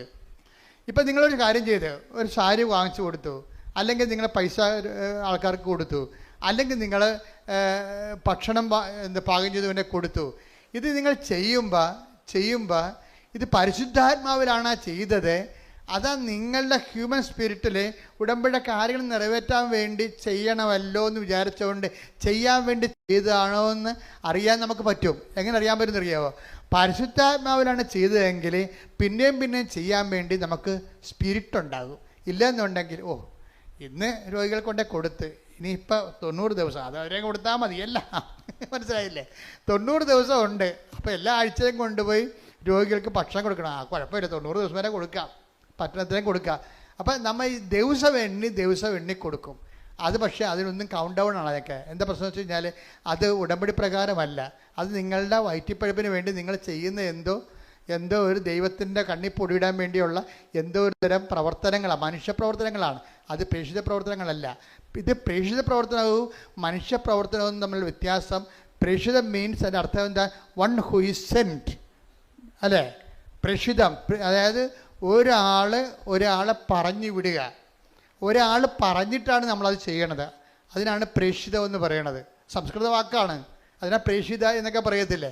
എന്നുവെച്ചാൽ സ്വയം ചെയ്യണതല്ല. ദൈവം, എൻ്റെ പിതാവ് എന്നെ അയച്ചതുപോലെ. Take the bed up and സ്തുതിക്കട്ടെ. ഹല്ലേലൂയ, ഹല്ലേലൂയ, ഹല്ലേലൂയ. യേശുവേ നന്ദി, യേശുവേ സ്തുതി. ഹല്ലേലൂയ, ഹല്ലേലൂയ, ഹല്ലേലൂയ, ഹല്ലേലൂയ. യേശുവേ ആരാധന, ആരാധന, ആരാധന. യേശുവേ നന്ദി, മഹത്വം, മഹത്വം, മഹത്വം. യോഹന്നാൻ 20:21. പിതാവ് എന്നെ അയച്ചതുപോലെ, പറഞ്ഞ പിതാവ് എന്നെ അയച്ചതുപോലെ ഞാനും നിങ്ങളെ അയക്കുന്നു. അതാണ് വിഷയം. ഞാനും അയക്കുന്നു. അടുത്ത വരി. ഇത് പറഞ്ഞിട്ട് അവരുടെ മേൽ വിശ്വസിച്ചുകൊണ്ട് അവരോട് അരുൾ ചെയ്തു, നിങ്ങൾ പരിശുദ്ധാത്മാവിനെ സ്വീകരിക്കുവിൻ. അപ്പോൾ എപ്പോഴും പ്രേക്ഷിത പ്രവർത്തനത്തിന് അത് എൻസ്പിരിറ്റഡ് ആണ്. മനസ്സിലായില്ലേ? മറ്റൊരു സാധാരണ പ്രവർത്തനങ്ങൾക്ക് ഹ്യൂമൻ സ്പിരിറ്റഡ് ആണ്. ഇത് വ്യത്യാസം ഇതാണ്. പ്രേക്ഷിത പ്രവർത്തനം ഇപ്പം നമ്മൾക്ക് നമ്മുടെ IELTS പാസ്സാകാൻ വേണ്ടി നമ്മൾ പൊതിച്ചോറ് കെട്ടിക്കൊണ്ടുപോയി രോഗികൾക്ക് കൊടുക്കുന്നു. ഗുഡ് ബൈ, അവരും തിന്ന് നമുക്ക് സമാധാനം. എന്നിട്ട് നമ്മൾ കമ്പ്യൂട്ടറെ റിസൾട്ട് വന്നാന്ന് പറഞ്ഞ് കൈയടിച്ചെടുത്ത് നോക്കിക്കൊണ്ടിരിക്കുന്നു. ഇത് ഹ്യൂമൻ സ്പിരിറ്റിലാണ് വർക്ക് ചെയ്യണത്. പ്രേക്ഷിത പ്രവർത്തനം എന്ന് പറഞ്ഞാൽ എന്താണ്? എൻ്റെ പിതാവ് എന്നെ അയച്ചതുപോലെ. പിതാവ് യേശുവിന് ഏറ്റവും വലിയ പ്രേക്ഷിതനാരാണ്? ഈശോയാണ്. അപ്പ അയച്ചതാണ്. എൻ്റെ പിതാവിനെ അയച്ചതുപോലെ എന്ത് ചെയ്യണം? ഞാനും നിങ്ങളെ അയക്കുന്നു. അപ്പോൾ നിങ്ങൾ പോകുമ്പോൾ യേശുക്രിസ്തുവാണ് നിങ്ങളെ ഗവൺമെൻറ് ആശുപത്രിയിലോട്ട് പറഞ്ഞു വിട്ടിരിക്കുന്നത് എന്ന് നമുക്ക് ഫീൽ ചെയ്യണം. അപ്പോഴാണ് അത് പ്രേക്ഷിത പ്രവർത്തനം ആകണത്. യേശുക്രിസ്തുവാണ് നിങ്ങളെ. കർത്താവെ, ഒരു 10 പത്രം കയ്യിലെടുത്ത് വെച്ചാൽ അല്ലെങ്കിൽ 10 പൊതിച്ചോറ് ഉണ്ടാക്കുന്ന സമയത്ത് നിങ്ങൾ ജപമാല ചൊല്ലിക്കൊണ്ടാണല്ല രോഗികൾക്ക് വേണ്ടി പൊതിച്ചോറ് ഉണ്ടാക്കുന്നത്. അപ്പോൾ ഉണ്ടായിക്കൊണ്ടിരിക്കുന്ന സമയത്ത് നിങ്ങൾക്ക് അത് കൊണ്ടുപോകുന്നതിന് വേണ്ടി പരിശുദ്ധാത്മാവ് നിങ്ങൾക്ക് ആ സമയത്ത് തരും ദൈവം. അതാണ് പെഴുത്ത പ്രവർത്തനത്തിൻ്റെ ഗുണം. പരിശുദ്ധാത്മാവ് തന്നു കഴിഞ്ഞാൽ ഇപ്പോൾ ഈ ജിബിൻ്റെ സാക്ഷ്യം കണ്ട് ജുബിൻ ഞാൻ പറഞ്ഞു നേരത്തെ പറഞ്ഞ കക്ഷിയിൽ അയാളുടെ ചെറുപ്പക്കാരനാണ്. അയാൾ ഉടമ്പടി എടുത്തപ്പോൾ എന്താ സംഭവിച്ചത്? അയാൾക്ക് 4 സപ്ലൈ ഉണ്ടായത്, പിന്നെ അത് കൂടി 7 സപ്ലൈ ആയി. പിന്നെ എന്ത് ചെയ്ത് അടുത്ത എഴുത്തിന് 7 സപ്ലൈ ആൾ ജയിച്ചു. അതാണ് വിഷയം. അപ്പോൾ അത് പക്ഷെ അയാൾ ചെയ്യണ കാര്യം എന്താണെന്നറിയാമോ? അയാൾ അതായത് വേറെ ബ്ലോസം എന്ന് പറഞ്ഞൊരാളെ കണ്ടുമുട്ടി ആശുപത്രി ചെന്നപ്പോൾ. ബ്ലസ്സൻ, ഈ ജൂബിൻ ബ്ലസ്സൻ എന്ന് പറഞ്ഞൊരാളെ ആശുപത്രി കണ്ടുമുട്ടി. ബ്ലസ്സൻ എന്താ? ബ്ലസ്സന് ക്യാൻസറാണ്. അപ്പോൾ ബ്ലസ്സനെ ചികിത്സിച്ച് അവന് അയാളുടെ കയ്യിലുള്ളതൊക്കെ കൊടുത്ത് അവന് ഭക്ഷണമൊക്കെ വാങ്ങിച്ചു കൊടുത്ത് ബ്ലസ്സിന് തോന്നി ഇവനിപ്പോൾ പാവപ്പെട്ടവനാണ്, ഇവൻ്റെ അമ്മ ഇവിടെ നിന്ന് നോക്കിക്കൊണ്ടുകൂടെ നിൽക്കണം, അവർ പോയി കുളിക്കുകയോ വല്ലതും ചെയ്യണമെന്നുണ്ടെങ്കിൽ ഇവിടെ ഇവനെ നോക്കാൻ ആരുമില്ല. അപ്പോൾ ജൂബിൻ പറഞ്ഞു, ബ്ലസ്സിൻ്റെ അമ്മയല്ലേ, അമ്മ വീട്ടിൽ പോയി കുളിക്കുക നനക്കൊക്കെ ചെയ്തിട്ട് വാ, ഞാനിവിടെ ഇവനെ നോക്കിക്കൊണ്ട് നിന്നോളാം. കളി വേണ്ട, അത് പ്രേക്ഷിത പ്രവർത്തനം എന്ന് പറഞ്ഞാൽ അതാണ്. കളി മറന്ന കണ്ടില്ലേ? അങ്ങനെ നിന്ന് എത്ര ദിവസം എന്നറിയാവോ? അവൻ പറഞ്ഞു അവർ പാവപ്പെട്ടത് കൊണ്ട് അവർക്ക് ഒരു നേരം ആഹാരം കിട്ടണമെങ്കിൽ പണിയെടുക്കണ്ടേ. അപ്പം അതുകൊണ്ട് ഞാൻ എന്ത് ചെയ്ത് അമ്മയെ പറഞ്ഞ് വീട്ടിൽ വിട്ടിട്ട് ഞാൻ 1 മാസം അവൻ്റെ കൂടെ നിന്നെന്ന് പറഞ്ഞു. Price the Lord. ഇതാണ് പ്രേക്ഷിത പ്രവർത്തനം. ഫ്രീഡിയ, ഇതാണ് പ്രേക്ഷിത പ്രവർത്തനം. അപ്പോൾ അവൻ മരിക്കാനായപ്പോൾ അവൻ പറഞ്ഞു എനിക്ക് ജൂബിനെ കാണണമെന്ന് പറഞ്ഞു. പിന്നെ ജൂബിൻ പോയി കണ്ടു. ജൂബിൻ്റെ കൂടെ കൈവച്ച് അവൻ മരിച്ചു. പരിശുദ്ധ പരമ ദിവ്യകാരുണ്യത്തിന് അപ്പൊ ജൂബിന്റെ പ്രേക്ഷിത പ്രവർത്തനത്തിന്റെ ഒരു മാനദണ്ഡം എന്താണെന്ന് നോക്കിയേ. ജൂബിന്റെ പ്രേക്ഷിത പ്രവർത്തനത്തിന്റെ മാനദണ്ഡം എന്താണ്? അതായത് അത് ക്രിസ്തുവിൻ്റെ പ്രേക്ഷിത പ്രവർത്തനത്തെക്കുറിച്ചുള്ള വിഭാവനതയാണ് ഇവിടെ മാനദണ്ഡമാണിത്. എപ്പോഴും നമ്മൾ വിഷയം ശ്രദ്ധിക്കേണ്ടത് വെച്ചാൽ നമുക്ക് ഓരോ ഉടമ്പടി എടുക്കുമ്പോൾ ഓരോ ലക്ഷ്യങ്ങളുണ്ട്. ഇപ്പം ഞാൻ ആദ്യകാലങ്ങളൊക്കെ പറഞ്ഞുകൊണ്ടിരുന്നത് ഇപ്പോഴും പറയണത് അതാണ്. ഉടമ്പടി ഉടനടി പരിഹാരം. ഒരു സംശയമില്ല കാര്യത്തിൽ. നിങ്ങൾ പത്രം എടുത്ത് നോക്കിയാൽ മതി. പക്ഷേ ഈ ഉടമ്പടി ഉടനടി പരിഹാരം കിട്ടിയില്ലെങ്കിലും 10,000 ഇപ്പോഴും ഇത്തിരി ഉടമ്പടി ദൈവത്തിൻ്റെ സമയത്താണത് നടക്കണമെന്നുണ്ടെങ്കിൽ 10,000 അതിനുള്ളിൽ വിശുദ്ധരായി ജീവിക്കുന്നുണ്ട് ഇന്ന്. എന്താ കാര്യം? കർത്താവ് ചെയ്യുമ്പോൾ എല്ലാം കൃത്യമായിട്ട് ചെയ്യുന്നവർക്ക് നല്ല ക്രിസ്തുവിനെക്കുറിച്ച് നല്ല ഐഡിയ ഉണ്ട്. ക്രിസ്തുവിനെക്കുറിച്ച് ഐഡിയ ഇല്ലാത്ത ജനങ്ങളോട് സംസാരിക്കുമ്പോൾ എന്ത് ചെയ്യണം? ആ രീതിയിൽ സംസാരിക്കാൻ പറ്റത്തുള്ളൂ നമുക്ക്. ഉദാഹരണത്തിന് 1 Corinthians 3:1 എടുത്തേ. സഹോദരങ്ങളെ എനിക്ക് നിങ്ങളോട് ആത്മീയ മനുഷ്യരോട് എന്നതുപോലെ സംസാരിക്കാൻ സാധിച്ചില്ല. ജഡിക മനുഷ്യരോട് എന്നതുപോലെയും ക്രിസ്തുവിനെ കുറിച്ചുള്ള അറിവിന്റെ കാര്യത്തിൽ പൈതങ്ങളോട് എന്നതുപോലെയുമാണ് നിങ്ങളോട് ഞാൻ സംസാരിച്ചത്.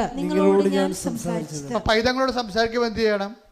അവർക്ക് മിഠായി, ബലൂൺ, അതുപോലെയുള്ള കളിപ്പാട്ടം, ഇങ്ങനെ കുറേ സംഭവങ്ങളില്ലേ, അവർ കിട്ടിയാൽ മാത്രമേ മദറിൻ്റെ സ്നേഹം. നിങ്ങൾക്കറിയാവില്ല, ഇപ്പം കുഞ്ഞുങ്ങളെ അമ്മയെന്ന് വിളിക്കണ ആരെയാണ്? പലപ്പോഴും ആയമാരെ വിളിക്കണതല്ലേ. നാളെ ബംഗാളി ചേച്ചിമാർ വന്ന് നമ്മുടെ പിള്ളേർക്ക് നിങ്ങൾ 4 ലക്ഷത്തിൻ്റെ ശമ്പളം മേടിക്കും, നിങ്ങളുടെ മക്കൾക്ക് മുല കൊടുക്കുന്നവരായിരിക്കും ബംഗാളി ചേച്ചിമാരായിരിക്കും. അപ്പം നമ്മുടെ മക്കൾ അവരെന്തെന്ന് വിളിക്കും? അമ്മയെന്ന് വിളിക്കും. നിങ്ങളെന്തെന്ന് വിളിക്കും? ആയെന്ന് വിളിക്കും. ഇതാണ് പ്രശ്നം. പിള്ളേരുടെ ഒരു സൈക്കോളജിയിൽ എന്താ ഉള്ളത്? ആര് എന്ത് കൊടുക്കുന്നു അവരാണ് അമ്മ. ഞാൻ പറഞ്ഞിട്ട് കാര്യമില്ല. ആര് കൊടുക്കുന്നു? അമ്മയെ എപ്പോഴും അമ്മയാൽ നിൽക്കുന്നത് എന്തുകൊണ്ടാണ്? എല്ലാ കാര്യങ്ങളും കുഞ്ഞിനെ ചെയ്ത് കൊടുക്കുന്നത് കൊണ്ടാണ്. അപ്പം ദൈവത്തിന് ഇങ്ങനെ ഒരു കാലം ഉണ്ടെന്നാണ് പൗലോസ് പറയുന്നത്. ഒന്നിനു വായിച്ചത്. സഹോദരങ്ങളെ എനിക്ക് നിങ്ങളോട് ആത്മീയ മനുഷ്യരോട് എന്നതുപോലെ സംസാരിക്കാൻ സാധിച്ചില്ല. സംസാരിക്കാൻ സാധിക്കും. ആത്മീയ മനുഷ്യരോടാണ് സംസാരിക്കണം എന്നുണ്ടെങ്കിൽ എന്താണ്? നേരത്തെ പറഞ്ഞ കാര്യം 1 തിമോത്തി 4:8 എന്താണ്? ആത്മീയ മനുഷ്യരോട് സംസാരിക്കുന്നത് എന്തിനെക്കുറിച്ചാണ്? നിത്യജീവനെക്കുറിച്ചായിരിക്കും. ജഡിക മനുഷ്യരോട് സംസാരിക്കുന്നത് എന്തിനെക്കുറിച്ചായിരിക്കും? ഈ ജീവിതത്തിന് വേണ്ടിയായിരിക്കും സംസാരിക്കണത്. അപ്പോൾ ഈ ജീവിതത്തിന് വേണ്ടി കർത്താവ് അഡ്രസ്സ് ചെയ്യണില്ലേ? അതാണല്ല ഉടമ്പടി. ഈ ജീവിതത്തിന് വേണ്ടി അവർക്ക് വീഞ്ഞില്ല, അവർക്ക് വീടില്ല, അവർക്ക് ജോലിയില്ല, അവരുടെ വിവാഹം നടക്കണില്ല, അവർക്ക് രോഗമാണ്. ഇതല്ലേ പരിശുദ്ധ ഉടമ്പടിയിലൂടെ ഈശോയോട് പറഞ്ഞിട്ടല്ലേ സമയബന്ധിതമായി ഈ വിഷയം സമാധാനം ഉണ്ടാകേണ്ടത്. പക്ഷെ അടുത്ത പടി എന്താണ് ഉടമ്പടിയുടെ? ഈ ജീവിതത്തിന് വേണ്ടി മാത്രമാണ് നിങ്ങൾ യേശു ക്രിസ്തു തിട്ടയ്ക്കുന്നത്. ഹല്ലേലൂയ ഹല്ലേലൂയ ഹല്ലേലൂയ ഹല്ലേലൂയ ഹല്ലേലൂയ. യേശുവേ നന്ദി, യേശുവേ സ്തുതി. 1 Korinthos 15:19. ഈ ജീവിതത്തിന് വേണ്ടി മാത്രം പറഞ്ഞ ഈ ജീവിതത്തിന് വേണ്ടി മാത്രം ക്രിസ്തുവിൽ പ്രത്യാശ വച്ചിട്ടുള്ളവരാണെങ്കിൽ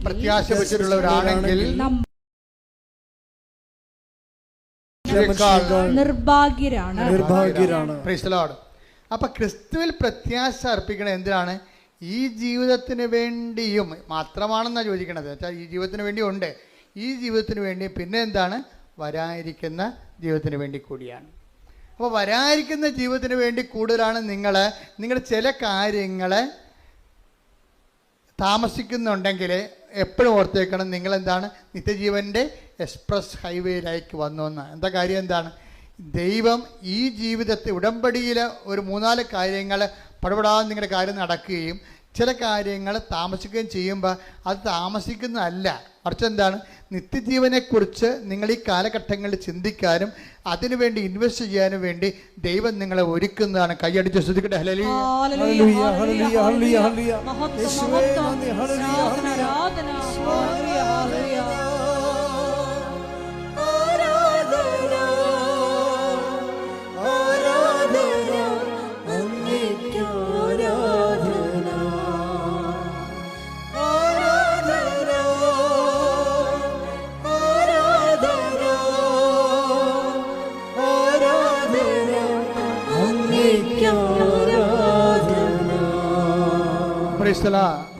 മലയാളിക്ക് ഒരു കുഴപ്പമുള്ള,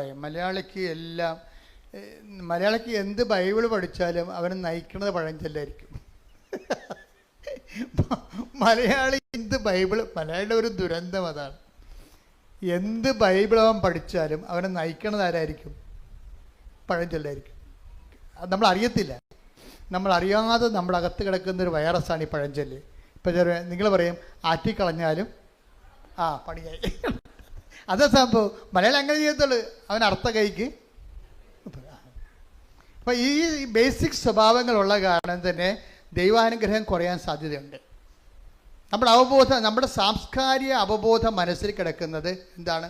ഇതുപോലെ തന്നെ ബൈബിളേതരമായി നിലവാരപ്പെട്ടിട്ടുള്ള ദൈവഹിതപ്രകാരമുള്ള ദൈവത്തെ സ്വീകരിക്കാത്ത ഒരു ജനതയുടെ സ്വയം പ്രകാശനങ്ങളാണ്. അതാണ് പഴഞ്ചൊല്ലെന്ന് പറയണത്.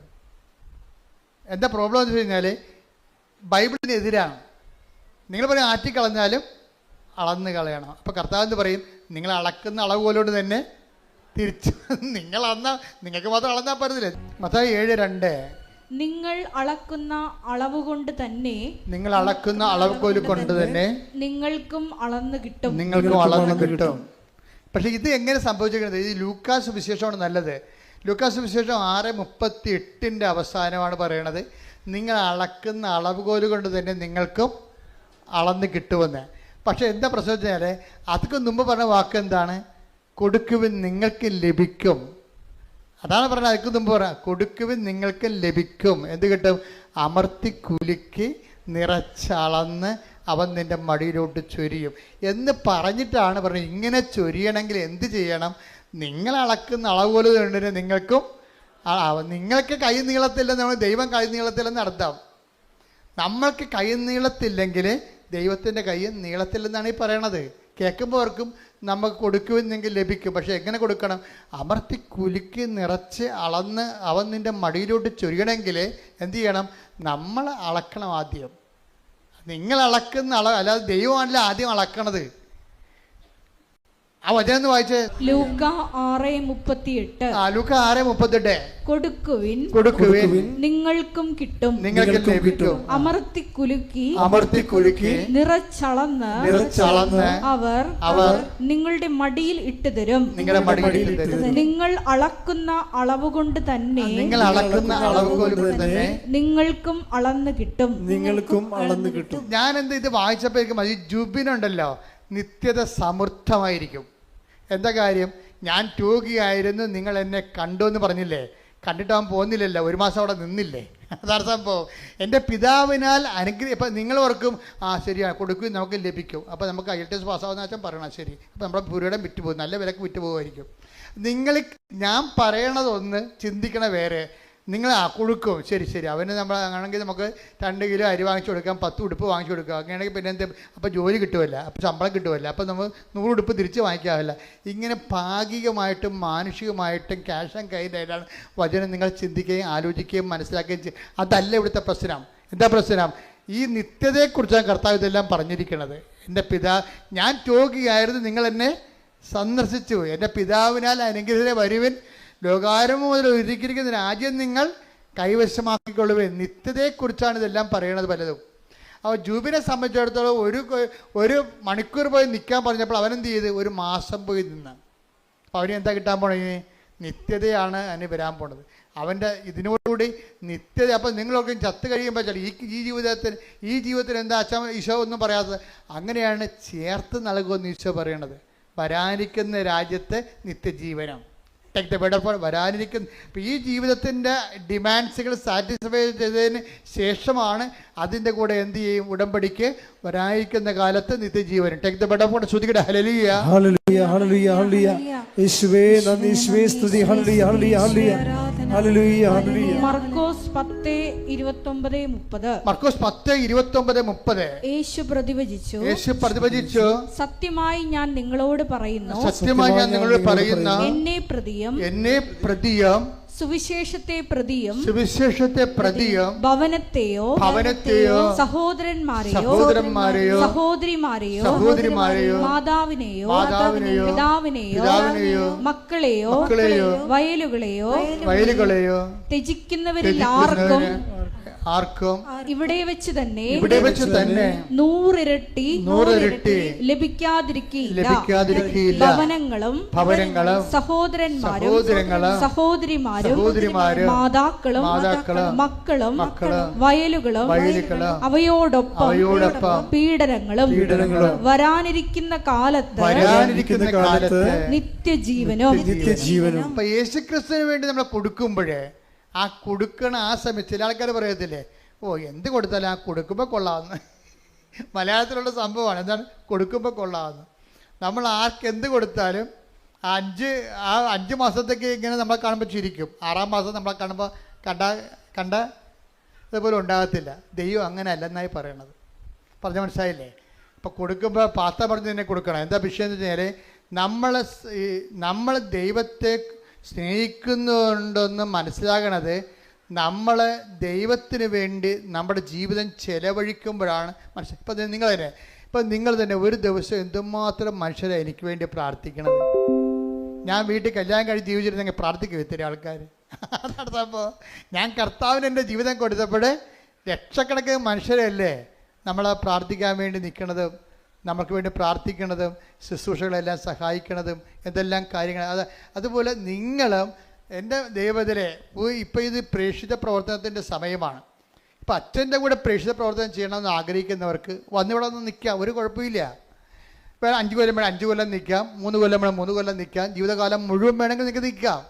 അതൊക്കെ പക്ഷേ നിങ്ങൾക്ക് ബോധ്യം ഉണ്ടാകണം ഈ വിഷയത്തെക്കുറിച്ച്. കാര്യം ഇവിടെ നിൽക്കുന്നവർ വെറുതെ ഒരു ധ്യാനകേന്ദ്രത്തിൽ പോയി നിൽക്കുകയല്ല. മാതാവിൻ്റെ പ്രത്യക്ഷീകരണത്തിന് സ്ഥിരീകരണത്തിനായിട്ട് ഞാൻ എൻ്റെ ജീവിതം കൊണ്ട് സാക്ഷിയാണെന്നുള്ള രീതിയിൽ പ്രത്യക്ഷീകരണത്തിൻ്റെ സാക്ഷികളാണ്. ആ കാര്യത്തിൽ ബോധ്യമുള്ളവരായിരിക്കണം വരേണ്ടത്. ആ കാര്യത്തിൽ ബോധ്യം ഉണ്ടാകണം.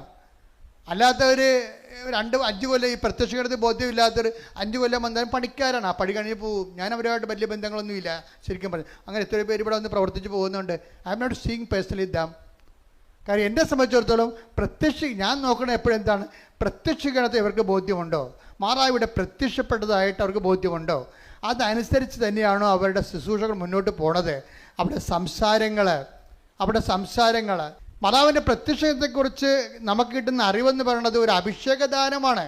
അത് കിട്ടാതെ ആരെല്ലാം ഇവിടെ ഒരു ജന്മം ഇവിടെ നിന്നിട്ടൊരു കഥയില്ല. അപ്പോൾ വരാൻ പോകുന്നവരെ പ്രേക്ഷിത ആണായാലും പെണ്ണായാലും ഓർക്കുക, മാതാവിൻ്റെ പ്രത്യക്ഷീകരണമാണ് കൃപാസനത്തിൻ്റെ ആ ഹൃദയസ്പന്ദനമെന്ന് പറയണത്. ഇതിൻ്റെ സമാപനത്തിൽ എൻ്റെ മനസ്സിൽ ഒത്തിരിയേറെ ഇന്ന് ഈ ധ്യാനം കൂടുന്നവരും ഇനി ഓൺലൈനിൽ കൂടാൻ പോകുന്നവരും അവിടെ രോഗഭാരങ്ങളെയും ജീവിത ദുരിതങ്ങളെയും പരിശുദ്ധമ്മയുടെ പ്രത്യക്ഷങ്ങളുടെ സ്ഥിരീകരണത്തിനായി ദൈവം ഏറ്റെടുക്കുമെന്ന് പരിശുദ്ധാത്മ പറയുന്നുണ്ട്. ശ്രുതിക്കട്ടെ ഹല്ലേലൂയ. കർത്താവ് ജീവനോടെ പ്രത്യക്ഷപ്പെട്ട അൾത്താരയിൽ അമ്മയുടെ ശാന്തമായ സാന്നിധ്യമുണ്ട്.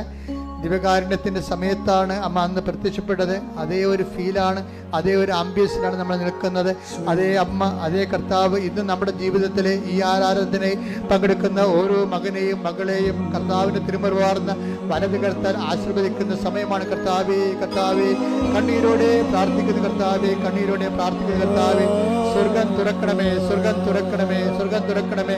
അടിപ്പിണർ പോലെ, അടിപ്പിണർ പോലെ, വൈദാക്കാലം പോലെ, വൈദാക്കാലം പോലെ ദൈവികമായ ശക്തി, ദൈവികമായ ശക്തി ഓരോ മകന്റെ മേലും, ഓരോ മകളുടെ മേലും അടിപ്പിണ പോലെ, വൈദാക്കാലം പോലെ ദൈവികമായ ശക്തി ഓരോ മകന്റെ മേലും ഇറങ്ങുന്ന കർത്താവിന്റെ വിശുദ്ധ രക്തം, കർത്താവിന്റെ വിശുദ്ധ രക്തം ഉച്ച മുതല്, കർത്താവിന്റെ വിശുദ്ധ രക്തം ഉച്ച മുതല് ഉള്ളംകാല വരെ കർത്താവിന് ഇത് അരിച്ചിറങ്ങട്ടെ, അരിച്ചിറങ്ങട്ടെ. കർത്താവിന് ശക്തി. കർത്താവ് തൈറോയ്ഡ് രോഗികള്, തൈറോയ്ഡ് രോഗികള്, PCOD രോഗികള്, പിസ്റ്റുല രോഗികള്, കരള് രോഗികള്, ഹൃദയ രോഗികള്, ശ്വാസകോശ രോഗികള്, ഹൃദയ രോഗികള്, കിഡ്നി രോഗികള്, കുടല് രോഗികള്, ക്യാൻസർ രോഗികള്, യേശു ക്രിസ്തുവിന്റെ ഉന്നതമായ നാമത്തില് മാറിപ്പോകട്ടെ. ശ്രുതിക്കട്ടെ.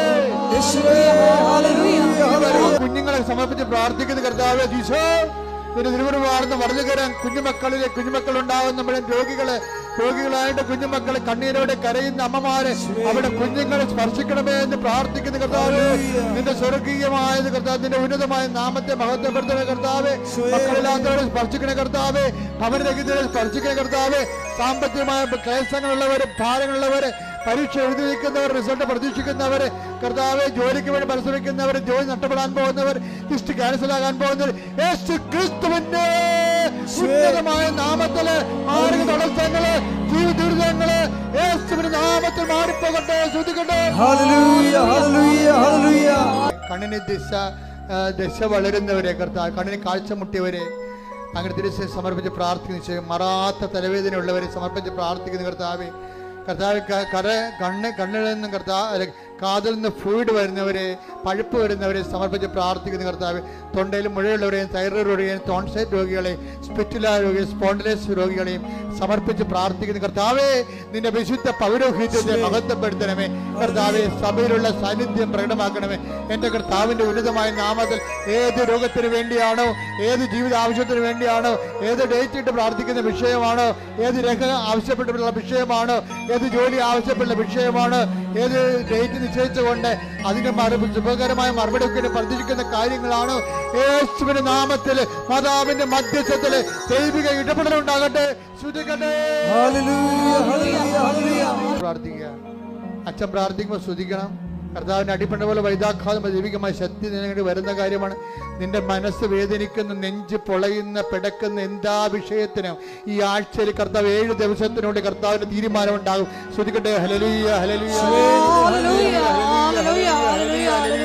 എന്റെ കർത്താവിന് 39 വർഷം ഞാൻ അർപ്പിച്ച കൃപാസമർത്താരെ ജീവനോടെ പ്രത്യക്ഷപ്പെട്ട 39 വർഷം ഞാൻ അർപ്പിച്ച കൃപാന്റെ യോഗ്യതയാൽ കൃപാസമർത്താരെ ജീവനോടെ പ്രത്യക്ഷപ്പെട്ട പരിശുദ്ധ അമ്മയുടെ മധ്യസ്ഥതയില് ഇവിടെ പ്രാർത്ഥിക്കുന്ന മക്കൾക്ക്, ഓൺലൈനിൽ പ്രാർത്ഥിക്കുന്ന മക്കൾക്ക്, ഉടമ്പടി എടുത്ത് പ്രാർത്ഥിക്കുന്ന മക്കൾക്ക് അവരുടെ ജീവിത ദുരിതങ്ങള് ഇപ്പോഴേ പരിശുദ്ധ അമ്മ ഉണ്ണീശോയുമായിട്ട് ജലത്തിന്റെ ഉള്ളിൽ നിന്ന് ഇറങ്ങി വരുന്നതായിട്ട് കണ്ടുകൊണ്ടിരിക്കുന്നു.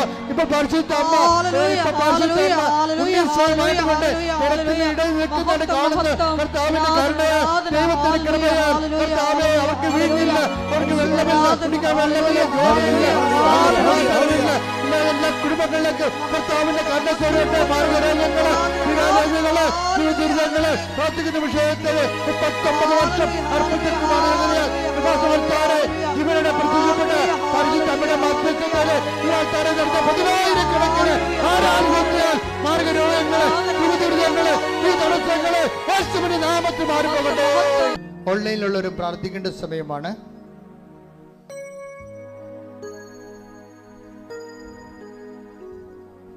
മുട്ടിന്റെ മുകളിലുള്ള നീണ്ട മുഴകളെ കർത്താവ് സ്പർശിക്കുന്നതായിട്ട്, സുഖപ്പെടുന്നതായിട്ട് സാക്ഷ്യ സന്ദേശമുണ്ട്.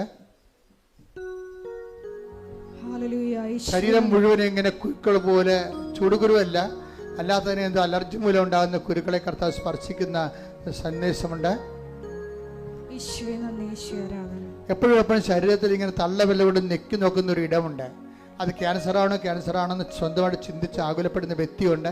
ആ വ്യക്തിയെ കർത്താവ് സുഖപ്പെടുന്നതായിട്ട് കാണിക്കുന്നുണ്ട്. ശ്രുതിക്കട്ടെ ഹല്ലേലൂയ.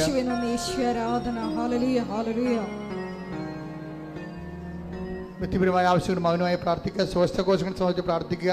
ശ്വാസകോശങ്ങളുടെ കർത്താവിൻ്റെ പരിശുദ്ധമായ രക്തം കയറി ഇറങ്ങാൻ വേണ്ടി പ്രാർത്ഥിക്കുക. ശ്വാസകോശ കർത്താവ് സുഖപ്പെടുത്തുന്ന സമയമാണ്. ഇത് സാക്ഷ്യം പറയാൻ നിങ്ങൾക്ക് സാധിക്കും. ഒരു തോളില് ഇടത് തോല് വലത് തോല് ഇടിഞ്ഞും ഇടത് തോല് മുന്തിയും നിൽക്കുന്ന ഒരവസ്ഥയാണ്. എന്തോ അപകടത്തിലോ അല്ലെങ്കിൽ ജന്മനോ സംഭവിച്ചതാണ്. അത് ബാലൻസ് ചെയ്യുന്ന രീതിയിൽ ഒരു സന്ദേശമുണ്ട്. കർത്താവിന് നന്ദി പറയാം. ശ്രുതികട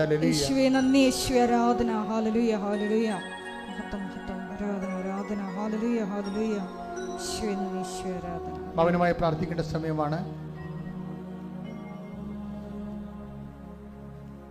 ഒരിക്കൽ കൂടി മരിയൻ ഉടമ്പടിയിൽ സമർപ്പിച്ചിരിക്കുന്ന എല്ലാ വിഷയങ്ങളും ദൈവമാതാവിൻ്റെ മധ്യസ്ഥതയിൽ ദിവ്യകാരുണ്യ സന്നിധിയിൽ സമർപ്പിച്ചുകൊണ്ട് നമുക്ക് ഒരു നിമിഷം മൗനമായിട്ട് പ്രാർത്ഥിക്കാം. ദൈവസ്നേഹത്തോടെ ദൈവിക പ്രത്യാശയിൽ മുന്നേറിക്കൊണ്ട് ഉടമ്പടി നിബന്ധനകൾ പാലിച്ചുകൊണ്ട് പരിശുദ്ധ അമ്മയുടെ പ്രത്യക്ഷീകരണത്തിൻ്റെ സ്ഥിരം സാക്ഷ്യമാക്കി ഞങ്ങളെ ഓരോരുത്തരെയും ഞങ്ങളുടെ കുടുംബങ്ങളെയും സ്ഥാപനങ്ങളെയും ഈശോ ഉയർത്തണമേ എന്ന് പ്രാർത്ഥിച്ചുകൊണ്ട് നമുക്ക് ശിരസ്സ് നമിച്ച് ദിവ്യകാരുണ്യനാഥൻ്റെ ആശീർവാദം സ്വീകരിക്കാം.